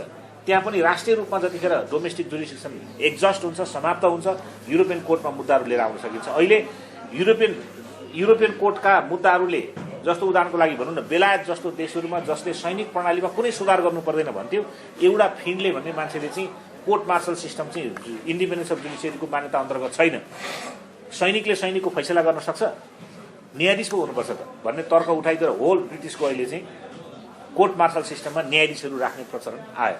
अहिले इन्भेस्टिगेसन गर्ने, प्रोसिक्युसन गर्ने सिस्टमै त्यहाँ चाहिँ परिवर्तन भयो। त्यसकारण युरोपियन कोर्ट अफ ह्युमन राइट्सले युरोपभित्र पनि मेन स्ट्रिम गर्नलाई, ह्युमन राइट्सलाई केन्द्रीकृत गर्नको लागि चाहिँ छुट्टै एउटा मान्यताको विकास गरेको छ। त्यसकारण यो चाहिँ इन्टरनेसनल ह्युमन राइट्स सिस्टमलाई सपोर्ट गर्ने रिजनल आफ्नै इन्डिपेन्डेन्ट सिस्टमहरू छन्। एसियामा त्यस्तो सिस्टम विकास भएको छैन। पछिल्लो समयमा आसियन कन्ट्रीहरू छन्, तपाईँहरूले पूर्वी यो चाहिँ एसियन कन्ट्रीहरूको एउटा संस्था छ आसियन भन्ने, त्यसले एउटा डिक्लेरेसन पारित गरेको छ र के भन्छ भने एसियन कन्ट्रीहरूमा ह्युमन राइट्स प्रोटेक्सनको मेकानिजम डेभलप गर्ने भनेर एउटा सहमति जारी गरेको छ र त्यो मेकानिजमको अध्ययनको प्रक्रियामा एसियन कन्ट्रीहरू अगाडि बढेका छन्। आसियन कन्ट्रीहरू, आसियन कन्ट्रीहरू चाहिँ अगाडि बढेका छन्। कम्तीमा केही डिक्लेरेसन जारी गर्ने र अध्ययन गर्ने क्रम चाहिँ अहिले पनि पछिल्लो समयमा बढेको छ। एउटा यो थियो। अर्को के भन्नुभएको तपाईँले? अब रिसेन्ट ट्रेन्डमा चाहिँ अब अहिले के,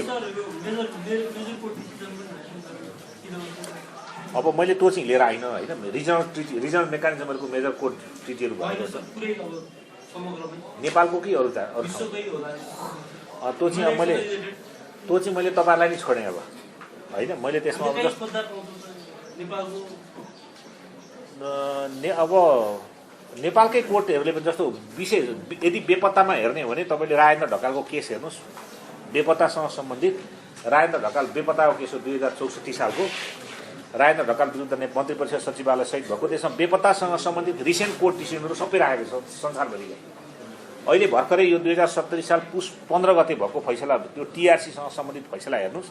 त्यो फैसलामा दण्डहीनतासँग सम्बन्धित संसारभरिका लिडिङ जजमेन्टहरू राखेको छ। होइन। अब इस्यु स्पेसिफिक छन्, जस्तो महिलाका अधिकारसँग सम्बन्धितमा छुट्टा छुट्टै इस्युहरू छन्। अब लिडिङ जजमेन्टहरूलाई के भन्ने, अब जस्तो चाहिँ माइनोरिटी प्रोटेक्सनमा छुट्टै छन् होइन। नेपालका लिडिङ जजमेन्टहरू जस्तो उदाहरण मीरा ढुङ्गानाको केस इक्वालिटीमा होइन, बिर्सिने नहुने केस। अहिलेको यो 2070 पुस यो चाहिँ द्वन्द्वकालमा भएका घटनालाई हेर्नेसँग सम्झौँ 2070 पुस 15 गते भएको अध्यादेशलाई माधव बस्नेत तथा रामकुमार भण्डारी विरुद्ध नेपाल सरकार समेत भएको मुद्दा, यो भर्खरकै चाहिँ मुद्दा, त्यो बिर्सिनै नहुने मुद्दा हो नेपालमा। अब जस्तो उदाहरणको लागि एलजिबिटिआईसँग सम्बन्धित भएको सुनिल बाबु पन्त भएको मुद्दा, सुनिल बाबु पन्त विरुद्ध नेपाल सरकार भएको 2063-64 सालको मुद्दा हो। यो सन् 2007मा आएको फैसला होइन। There are handful cases. महिलाको अधिकारमा त धेरै नम्बर अफ केसेस, जस्तो म्यारिटल रेपदेखि लिएर चाहिँ अब अंश पाउँ भन्नेदेखि लिएर होइन, विभिन्न मुद्दाहरू चाहिँ महिलासँग सम्बन्धित मुद्दाहरू छन् होइन। अब ती मुद्दा तपाईँले विभिन्न फैसलाहरूको कम्पाइलेसन हेर्न तपाईँलाई फुर्सद छैन। तर अब के गुगलमा तपाईँले सर्च गर्नु भने, इफ यु युज गुगल है, त्यसमा सर्च गर्नु भने leading human right judgement in Nepal भनेर हेर्नु भने हुन्छ। तपाईँले leading human right judgement in the world भनेर हेर्नु भने कतिपय मुद्दाहरू तपाईँले पाउन सक्नुहुन्छ। त्यसकारण अब मैले सबै कुराहरू चाहिँ तपाईँलाई बताउन सकिनँ, बाहिर डाङडाङ डुङ्डुङ पनि नथालो होइन। नेपालीमा मुकुन्द रेग्मी हुनुहुन्थ्यो नि, मुकुन्द रेग्मी जो बित्नुको अधिवक्ता हुनुहुन्थ्यो, इकोनोमिक सोसियल कल्चर राइट्सको कमिटीमा कन्स्टिट्युसनल एक्सपर्ट पनि उहाँ पुग्नु भएको थियो। यो ककस मानव अधिकारसँग सम्बन्धित छैन। आजको कृष्ण आदेशको कार्तिकको आर्टिकल पढ्नु होला, आजको त्यही आदेशको पढ्नु होला। एग्री हुने डिसएग्री हुने तपाईँको अधिकार मलाई